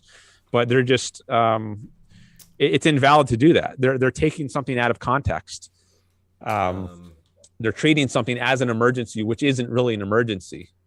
You're not going to die if you work for minimum wage or $7 an hour. You're not going to be as rich as a lot of other people, but it's not an emergency situation which justifies the use of force. I agree. It's not. I don't really like the term emergency. I don't think socialists operate under that assumption that this is everything is an emergency and therefore we're going to do coercion and violence. I think what they operate under is let's take Tsarist Russia, or let's take Cuba under Batista. Batista was a client of the United States. It was basically he had Cuba basically a playground for rich American capitalists. He was a very brutal dictator. The Cuban people were extremely poor, illiterate, there was no democracy there, and so it wasn't that we're gonna. Castro didn't get together with his revolutionary buddies and say this is an emergency. He said, well, actually, it's in all of our interest to overthrow these sons of bitches and make all of our lives better, and create. Actually, originally, he was looking for Castro was looking for a normal bourgeois democratic society, but the people pushed him, and the United States pushed him towards socialism. So that's what ended up happening. And now you have, after the revolution, literacy. What happens? Literacy rates go way up. Life expectancy way up. Extreme poverty eliminated completely. They all get health care. There's because he was following the Stalinist, Marxist, Leninist model. There's certainly a large element of bureaucratization, statism you would call it, and lack of certain freedoms. But there is not a single Cuban other than the capitalists who fled, who, by the way, were allowed to flee. There was very, very few people that were executed or anything at all, except for the nastiest people in the Batista regime. For literally everybody on that island, their lives were better after the socialist revolution than before.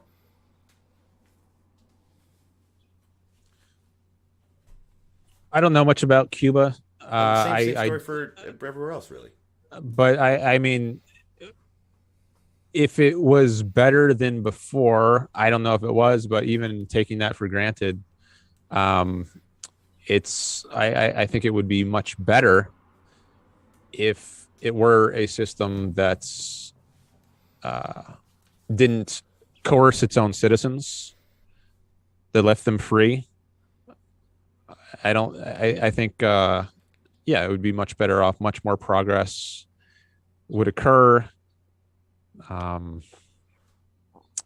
Fewer of them would be trying to escape. Aren't some of them trying to escape to Florida and like risk their lives swimming through shark infested waters to get out of there? That's true. It's true. Um, Some do. But you ever wonder why Vietnam and Cuba are capped as poor as they are? Like, what is? It's because the United States is not willing to, you know, let's to see what's the better system. They impose embargoes. Not only do they impose embargoes on their closest trading partner, Cuba, other than Canada, but they pressure other countries to not trade with Vietnam and Cuba. So basically, they isolate these countries. And what are you supposed to do if you're a tiny little island that was a backwards peasant society to begin with, and you're trying to industrialize, you're trying to advance, but the biggest powers around you are saying no, you can't do that. how about free yourself up? Stop coercing your own citizens, and then maybe we'll be willing to not embargo you and give you the benefit of trade, and then you can progress like other countries. The people living there would argue they're a lot more free than they were under Batista. Still not as free as they ought to be. I mean, you could, okay, well, why are healthcare outcomes better in Cuba than they are in the United States? Um, they're a much poorer country. And yet they're able Are to give they? everybody, yes, well, they're a much poorer country, and yeah, their We're kind healthcare. of jumping around, right? I mean, first let's. Um, I guess there's one question: is are they free? And then another question is, are they prospering? Now, I think freedom and prosperity go together. The more freedom you have, the more you're going to prosper. The less freedom you have, the less you're going to prosper. The more you're going to stagnate. Why is China doing so well then? Why is China so rich now? Why are they about to surpass the United States? They're not very free. It's a I don't very know. So I don't know much about China. But I do know that they liberalized their economy significantly in the 70s. I think after Mao and when Deng Xiaoping, was that his name? He liberalized the economy, and then they started to do much better. I think I've heard billions of people have come out of poverty in China and India as well because they have freed up their economies significantly. they So but that they're I think still a that would state. explain. They're a state managed economy, and they're also very repressive still. They're just as repressive as they were Mhm. before, in terms of freedom of speech, um, even freedom of movement in that country. I would say they're just Well, actually I I would think would they're think they're they're better than they were under Mao, but I think we could say I've whatever. heard it's gotten worse in the last few years in China. Like it was Yaron Brook is someone I've listened to on this subject. He's an objectivist who's got a podcast, and he's visited China a number of times, and he used to go there and give talks. And I think it got to a point where the people who were hosting him uh, were were threatened in some way, and so now he no longer goes there to give talks. I don't think the people who were hosting him could host him anymore. I think they've cracked down more Yeah, it's a on very repressive freedoms. society, and yet they're doing. They're about to Yeah, surpass I the mean, United you don't States. collapse immediately because you become regressive to a extent. There's degrees here. Okay. You can still have a significant. You can still be doing a lot of things right at the same time that you're doing a lot of things wrong. Doesn't mean you won't be doing much better if you're more consistent about respecting freedom. But you're not going to collapse entirely because you're somewhat repressive. Well, Um, Germany. I mean, Germany's economy exploded. I mean, I think the United States is somewhat repressive, but here we are. We're still going along, but I think we're doing much worse than we could be doing if we were less repressive. Okay. Well, I mean, again, Germany was economy was stagnating and under depression until Hitler came along, and that was the most repressive state of all time, and their economy boomed. So I'm saying, Well, I don't think it's thanks to coercive policies. I mean, if Hitler's policies is what drove It him was to state-led initiate a capitalism. world war, I don't think that worked out too well for Germany. Yeah, it didn't. But the war, but the nationalizing and the state-led economy is what directly helped them help their economy boom the way it did. I mean, I don't know how you argue otherwise. They did not have a free market economy there. I mean, they had privately owned businesses just like China, but they were all Hitler told them what to make. Well, maybe that was bad for their economy and is part of what drove them to war. Ayn Rand has an essay called "The Roots of War," which I just read actually, and she talks about how statist countries need war because they drain their own citizens through their statist policies, and then they need to attack someone else, or else they're going to collapse. Whereas free countries, because their freedom allows them to be productive, they don't need war. War is inimical to their interests. They can support themselves. They can just become richer and richer. They just need to be left alone. What's But an if you're a parasitical country who your state survives on by leeching off productive people, so that those people want to leave or stop producing as much, then once you run out of those victims, you need victims somewhere else to leech off of. So that will drive you to invade some other country. what's an example of a free country? Well, I think historically the U.S. is the best example. I mean, it's been more and less free at different times of its history, but I think the 19th century America, especially the late 19th century America, was probably the freest it's ever been, and that was the century of most peace in the world between she points out, the end of the Napoleonic War in 198 or 1815 and the start of World War I in 1914. That was a century of relative peace. I've heard it called the Pax Britannica, when you have the greatest amount of the closest thing to capitalism that the world has seen. When people are being productive, there's no need for them to engage in wars of conquest. They're producing stuff on their own. That okay? What about the British opium wars? I think there was like some 20 million Chinese died over opium, and that was, and Britain was the heart of capitalism. How does that make sense? Well, I mean, I don't know about the opium wars, just like I don't know much about China. I mean, there are spots in my knowledge of history which I need to improve on, but um, I don't know that everything the British did was good for them. Just like with the Indians, as I was saying before, if there were cases where Indians were being peaceful, and then some other colonial power came in and initiated force against them, I would oppose that. So if that's what the British were doing, then I would oppose that. And I don't think it was in the interest of the British to do that. They might have gotten some short run economic boost from that, but in the long run, I think it's a bad policy to violate rights. It's not in their economic interest long range to violate rights. Interesting. Not in their economic interest to violate rights. Now, okay, let's say you're. I'm not so sure about that, because if you are a capitalist, let's say today, and you're finding that the rates of profit in the United States and the West are a little low for you, and if you look at the rates of profit historically and right now, they are very low compared to where they used to be. Now, so they might, in that case, want to export capital and export production to a third world country where they can get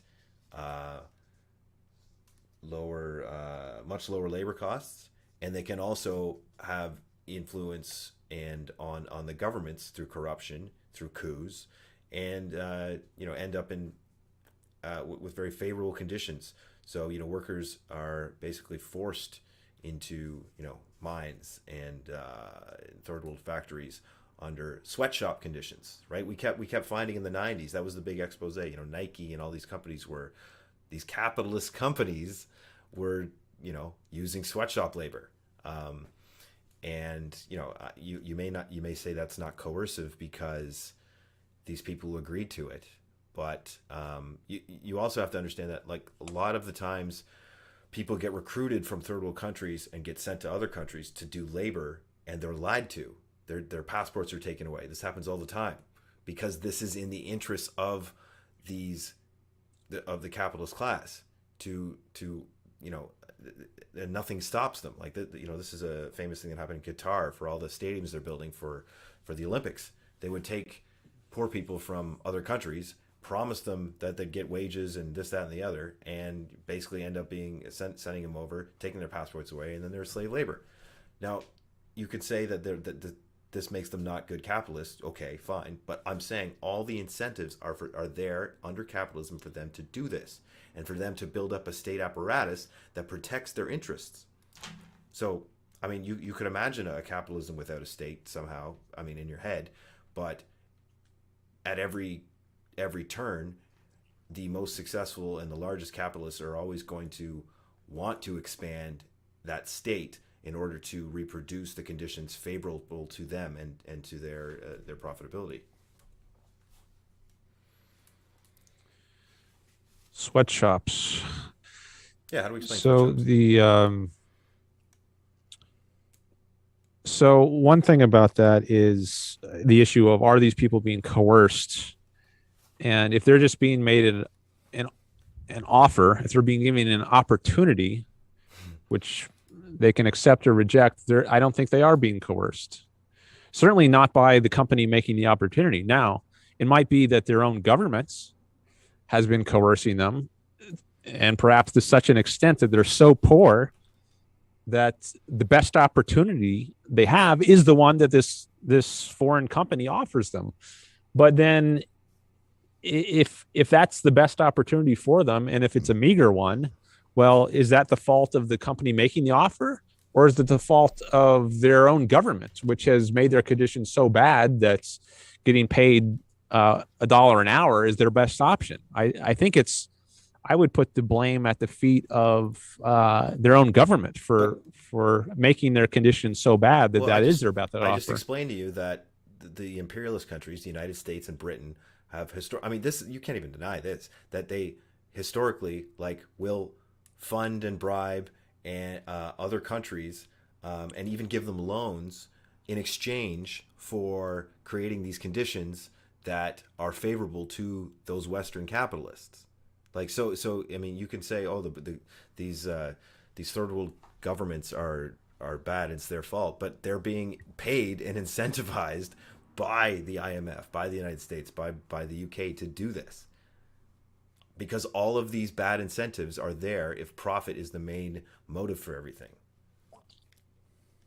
Okay, well, I mean, if that's the case, I don't think that is a capitalist or pro freedom thing to do, and I don't think it's in the interest of these companies to do it. Not in the long range They interests. seem, but they seem to think it is. They all seem to think it is, and they're all profiting very well off of how they're Well, doing things right now. if I know that a company like Nike is trying to influence the Chinese government such that the Chinese government is more able to treat its own people as slaves, Mm-hmm. then I'm going to have a bad view of Nike, and I'm not going to want to patronize Nike anymore.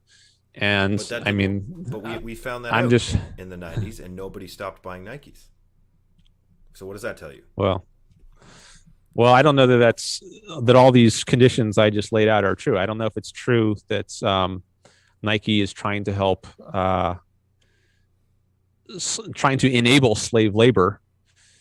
Uh, Who's doing it then? and If it's not these big capitalists going to the, why are they going to the third world if not for that, right? Like what why?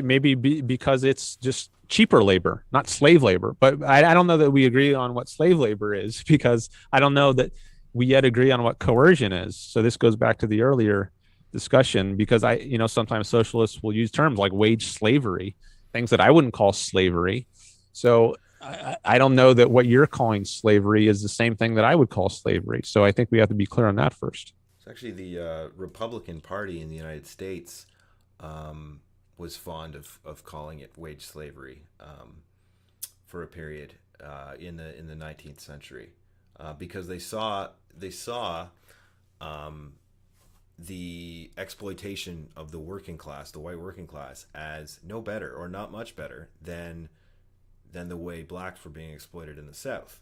And they, because the American Revolution, as you say, was really about Thomas Jefferson and Thomas Paine and all these guys were, their goal was to really realize the goals of the Enlightenment and create a truly emancipated society for everyone. Like, they believed in equality. But what I'm saying is that the capitalist mode of production is the thing that gets in the way, is the main contradiction there. It's what prevents that freedom from being possible. And that's what Marx explains.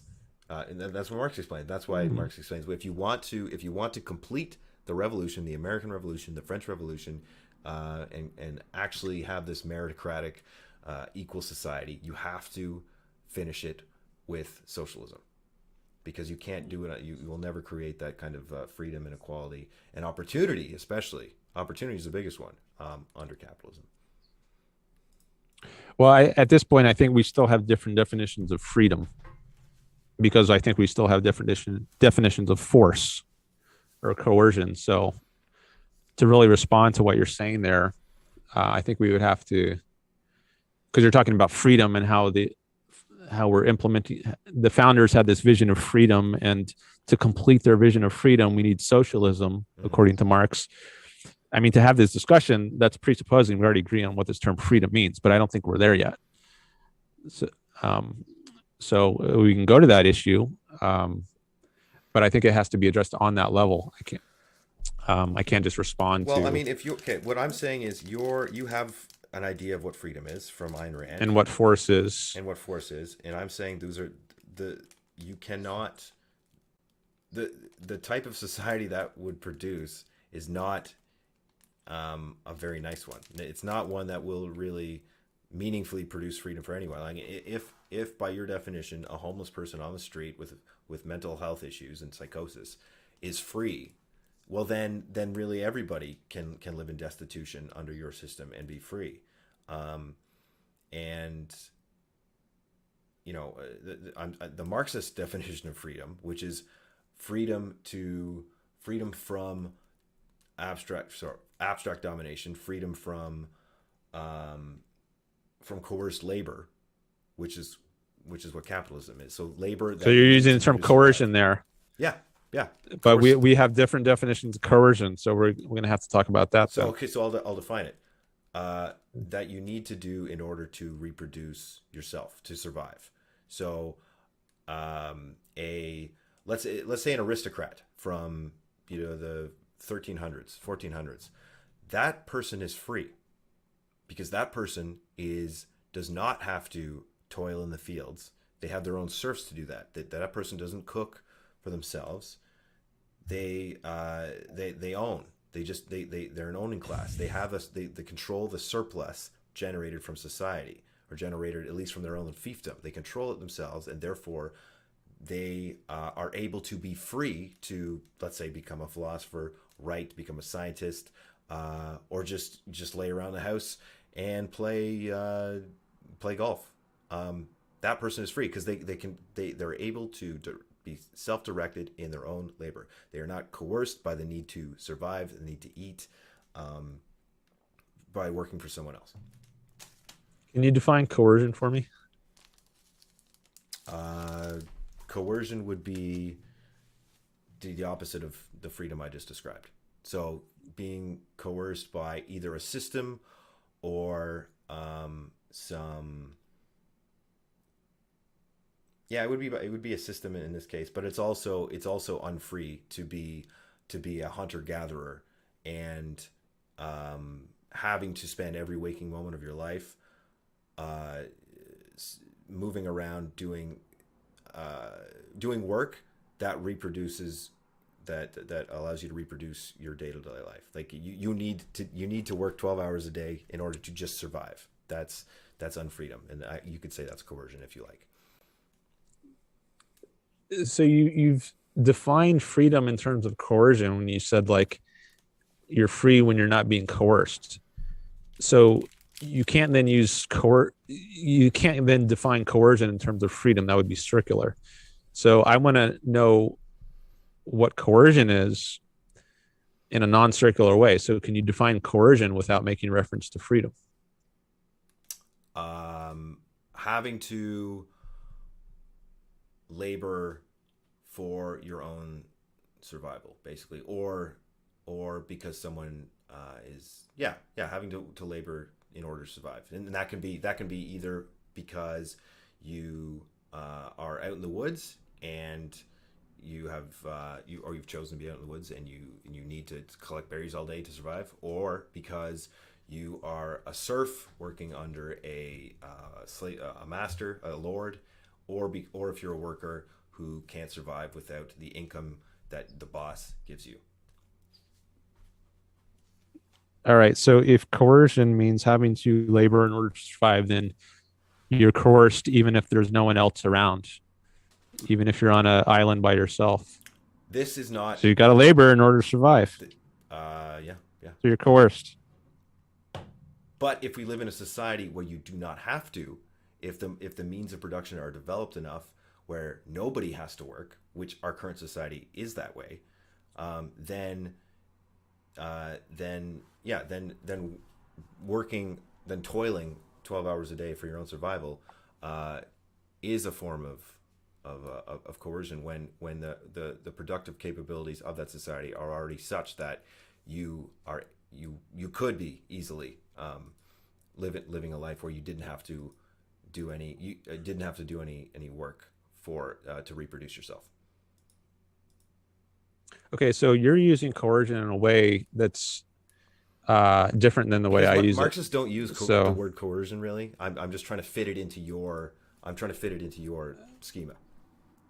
okay, but I mean, we're going to be talking past each other as long as we don't have the same definition of coercion, because which we don't have. So because your definition of coercion allows that someone could be coerced even when he is alone, mine doesn't.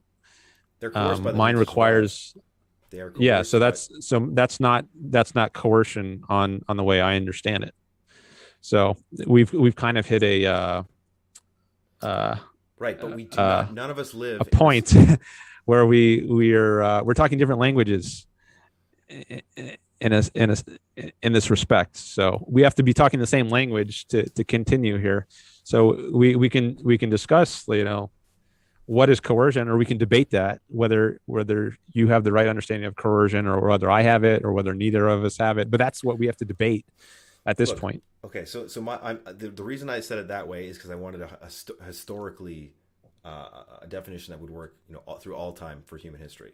Now, in our context, that coercion really only means that in order to reproduce yourself, you do have to sell yourself to a capitalist because someone owns all of the land. All of the land is spoken for. You cannot just be born one day and find a plot of land and start growing your own food. You cannot do that. Everything is already swallowed up. It's privately owned.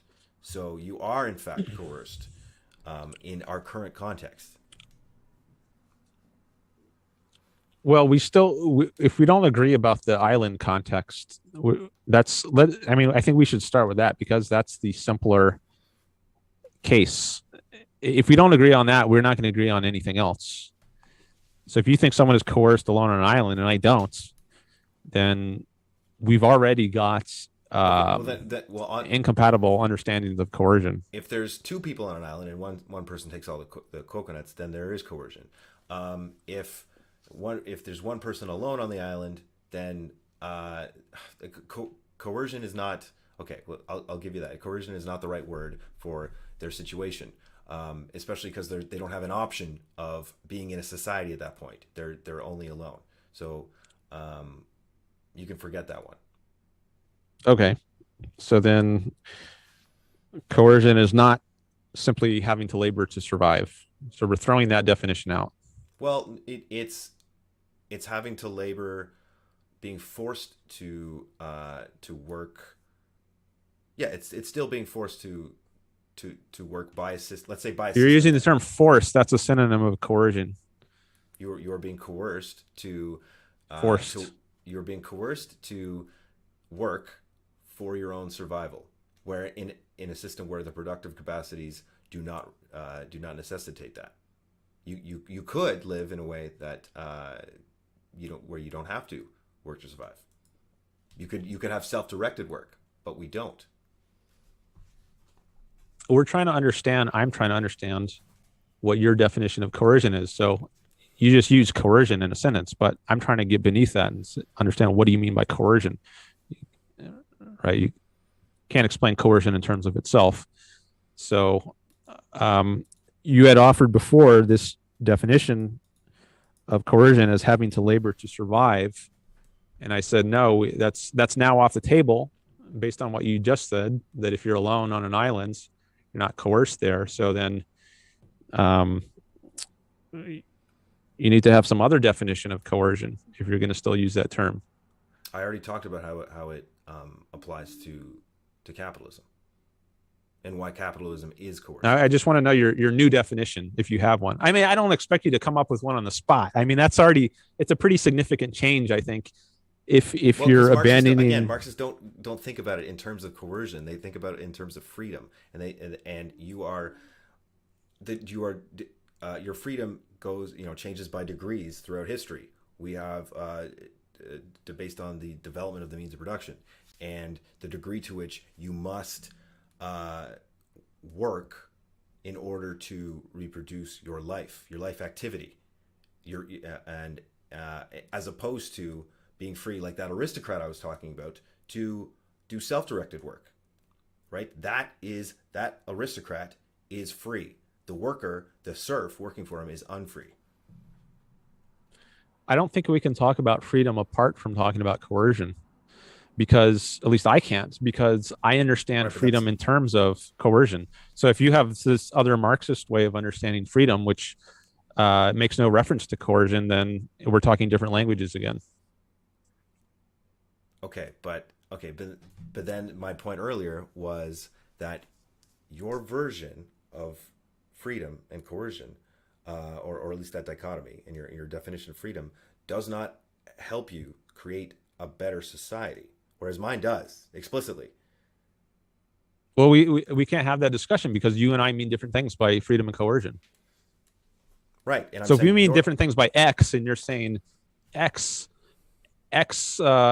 promotes prosperity, and you think X doesn't promote prosperity, or the reverse, we're still talking about different things because we don't mean the same thing by X.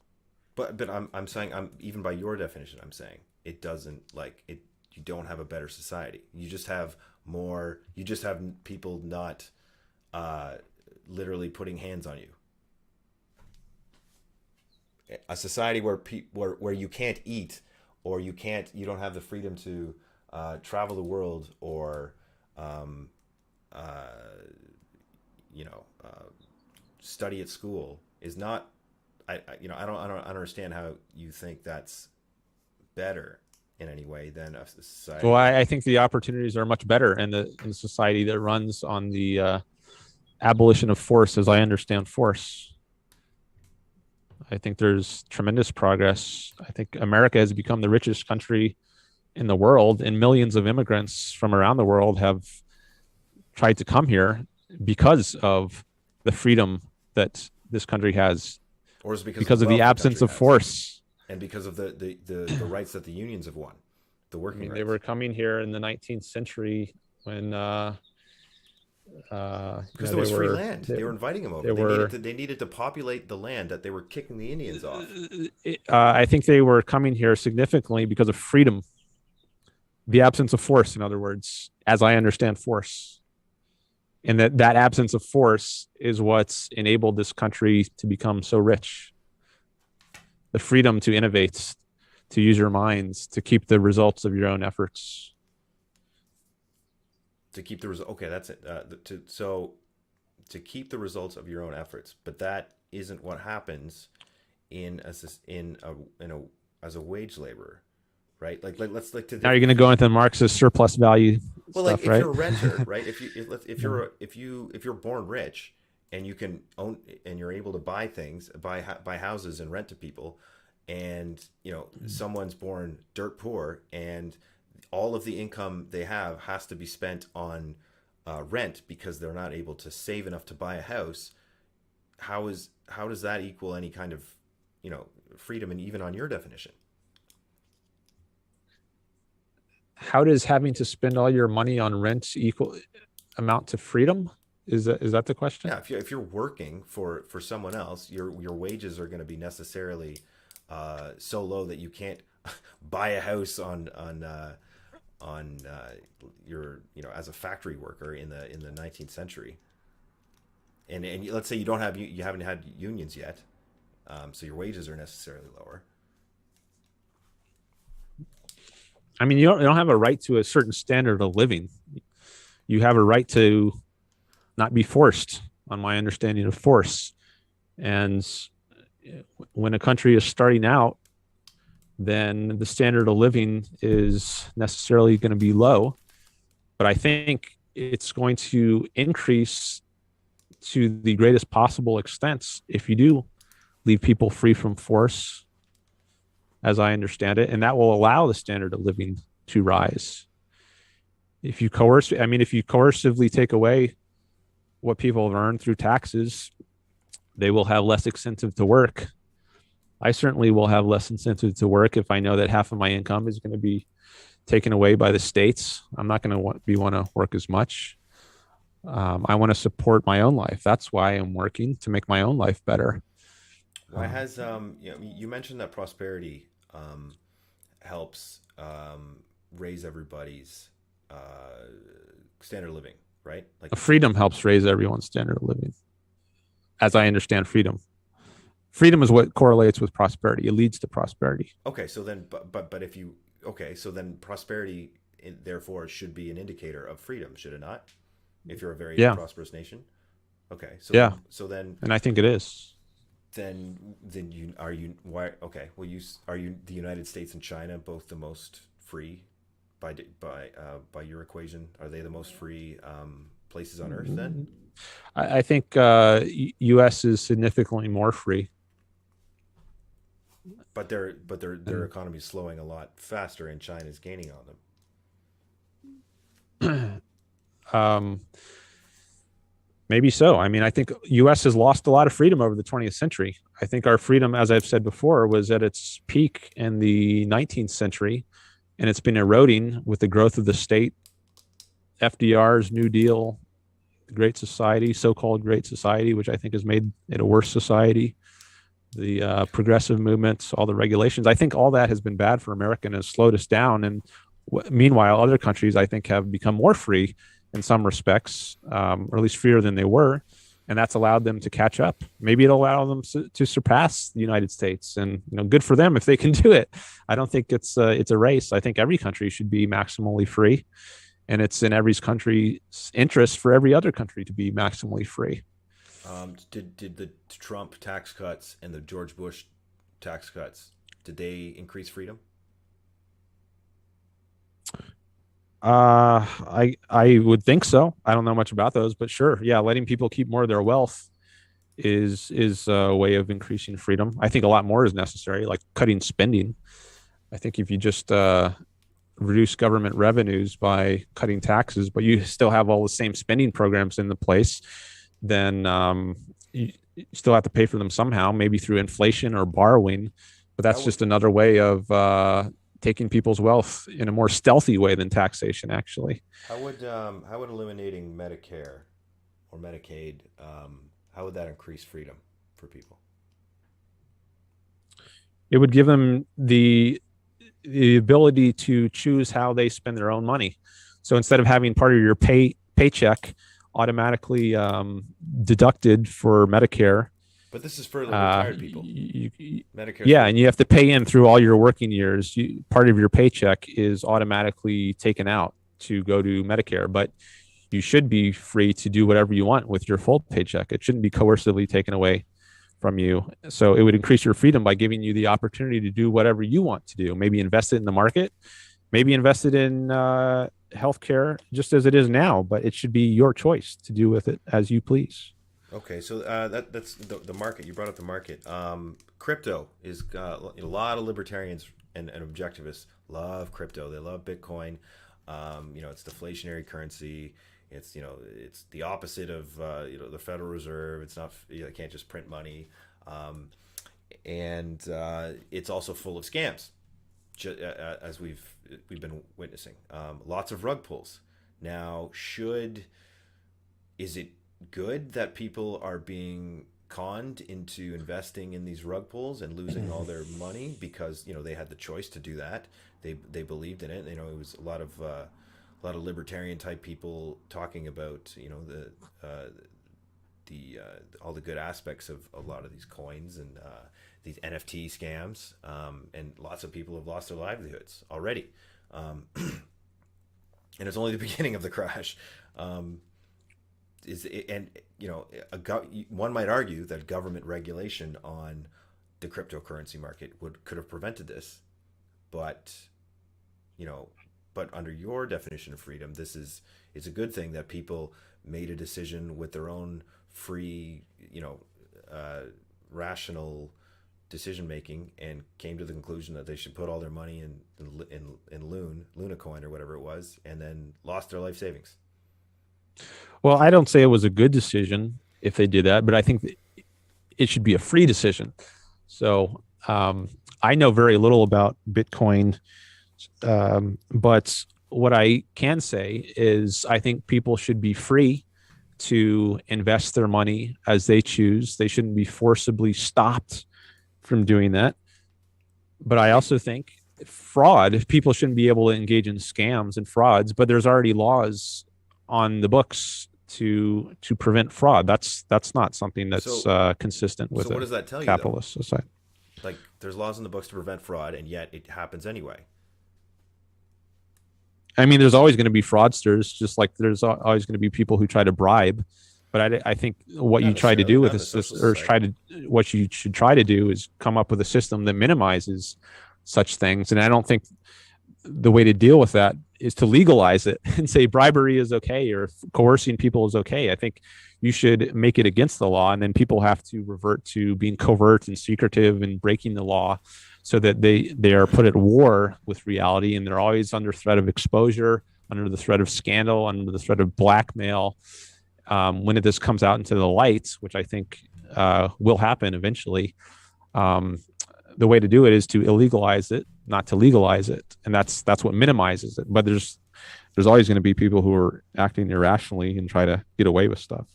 How So you mentioned the courts, you mentioned the police and the military. Now, who's coming up with the laws though? Do you not have to have some sort of legislative body to make these laws? Yeah, those are just the main three. I think they're courts, military, and police. But yeah, I think you need a legislature, maybe something else. So I don't know. Yeah, but just to keep it simple, I think I usually just mention those three. But there might be some other things like a legislature, but not like an entire Department of Education or Social Security bureaucracy or Medicare bureaucracy. All that is going to be gone. Okay. Now, but what if? Okay, so if you have a military and or regulatory agencies, all those alphabet agencies, all those are going to be gone too. Sorry, go ahead. Right. But so a military and police, they require, like, to have an effective military, you need you need engineers, you need people who understand math and physics and lots of basics, geography even. If you need people, you're gonna get people to plan invasions and plan defenses and understand topography and this, that, and the other. There's a lot of education involved. So if let's say you're in a world that requires a military in the first place, that means you probably have enemies, and therefore would it not be in your interest as the state to have an education system that will create competent soldiers? Now, are you going to leave that up to chance because every country in the world was doing that, and then they said, well, actually we need competent soldiers, so they created a mass education, a public education system? I don't think you need a public education system to get competent soldiers. You need people to be educated, but that doesn't mean forcing some people to pay for other people's education. Because it's in the nation's interest to have a military, and Is it not? Is it not to have educated people? Is it not? no, sure it is, but it's in people's interest to have shoes. But that doesn't mean you need to start forcing people to pay for other people's shoes. Well, it seems like every state in the world, which at one point had, had capitalists, had commodity production, decided that it was in their best interest to have public education. So I'm wondering, why do you think that happened? Well, I don't. I haven't looked at. I know the founders, at least some of them. I think Jefferson thought it was good to have some public education, at least at the university level. He started the University of Virginia, where I actually went for my undergraduate. But I think that's evidence that the founders didn't have a perfect understanding of rights. I don't think John Locke had a perfect understanding of rights. I mean, he thought the rights still derive from God, and even in the Declaration, the founders say that men are endowed by their Creator with these rights. Among them are life, liberty, and the pursuit of happiness. So they had this religious view, which I think is totally wrong. I think there's a secular source of rights, which Ayn Rand identified.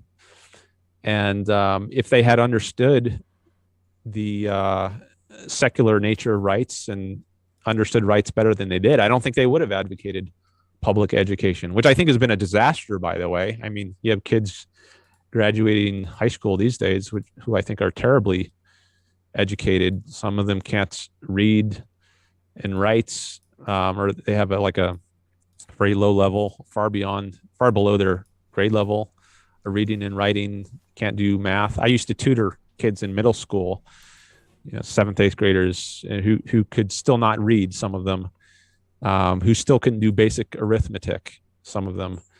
I think the public education system has been a disaster, and it would be much better if it were privatized and there was the incentive, the competition to put out a good product.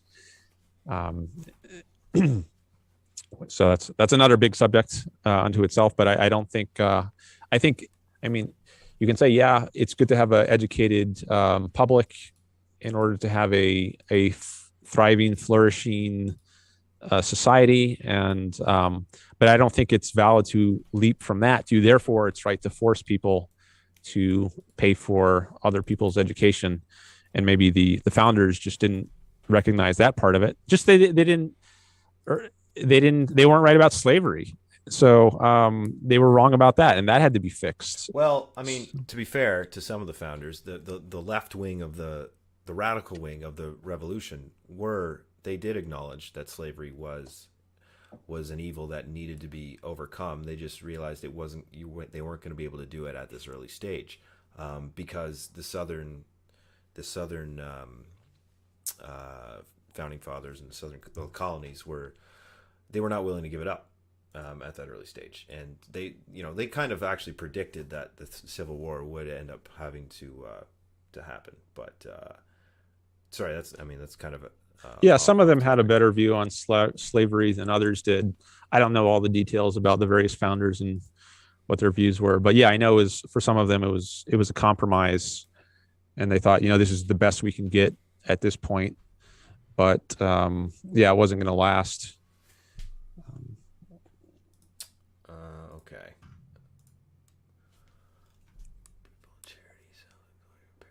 Okay, I mean, your signal is gone, by the way, or your video. My camera's overheated, so it's kind of hot in my room. I should probably turn the AC on, but the AC is really loud, so it would kind of ruin the sound. But I didn't hear anything. I don't know if you had it on before. But. No, I didn't. But when I have it on, it's pretty loud. It's pretty close. But I mean, we're about 2.5 hours, so I think we should probably wrap up. Okay. I mean, at the end of the day, so like from my perspective, like the libertarian view of things is like purely, it's idealist, right? I don't think it understands where the material roots of the things it's talking about came from, and how capitalism emerges, why it emerges, and what its contradictions are, what its direction is. That's a really important one too. Like capitalism, if you give the perfect conditions to a capitalist society, let's say we make an island with libertarian fantasy island or objectivist fantasy island. My argument is that Marx shows in Capital why capitalism ends up being exactly what it is now, and why actually what we have now is capitalism. It's just the natural progression of a free market, unregulated capitalism to what we have now, and that the state is inextricably tied with it. You can't have capitalism without a state enforcing and reproducing that mode of production.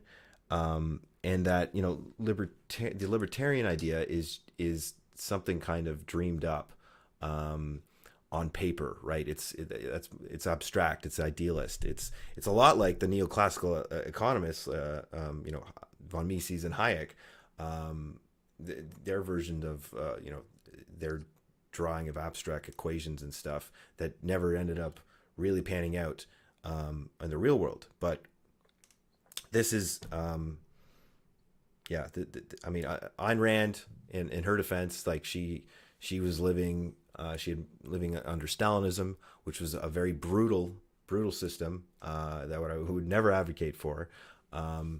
But I think she took an extremist position to counter that, and I think even Jordan Peterson doesn't really see her philosophy as a strong point. This idea of splitting the world into coercion and freedom and non-aggression principles, and the idea that we can make a society around kind of a culture of values doesn't make sense to me, because culture is a product of the society. The way society is organized, not the other way around. You do not have a bunch of ideas and then produce a society and a production out of that. You have material contradictions in society and a material base for how society is organized, and the ideas come out of it. And you have justifying ideas like the Protestant work ethic, for example, and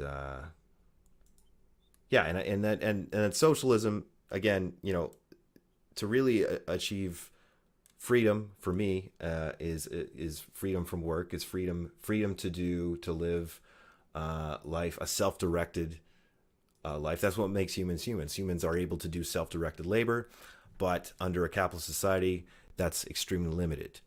Most of the work we're forced to do is for the benefit of others, and it's not self-directed. It's we need to do it to survive. We're not choosing what we want to learn, what we want to do in our day-to-day lives at the end of the day.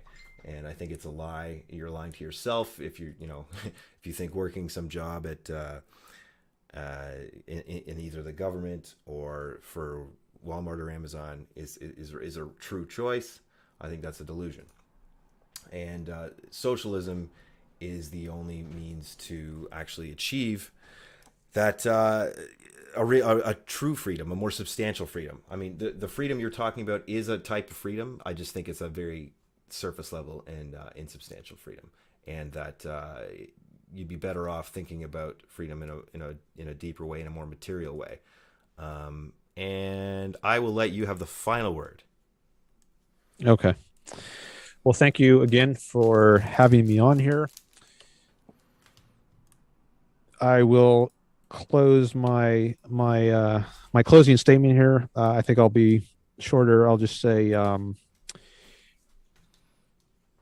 I do not believe we have capitalism today. Far from it.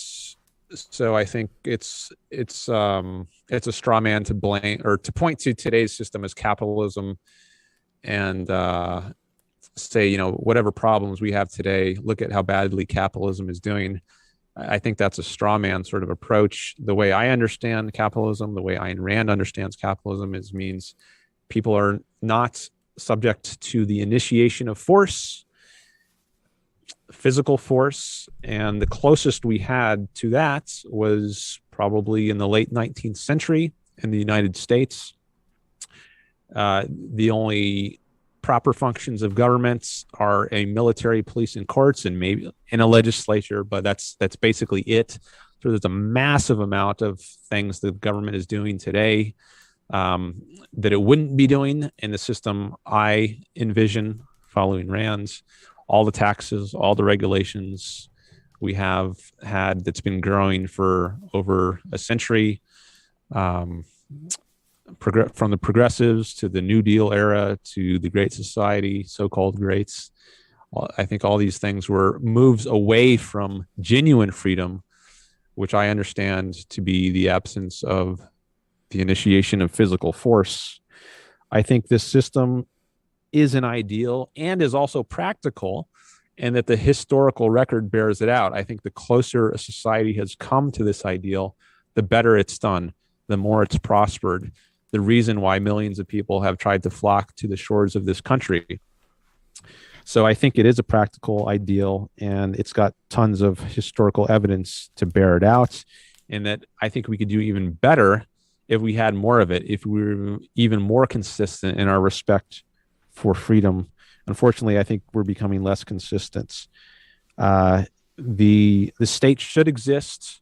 I'm not an anarchist, but it should have a much more restricted role, restricted to the protection of individual rights, which means protecting people from force, which means protecting people from unconsensual physical contact. I think that is what force is, and that's a proper understanding of it.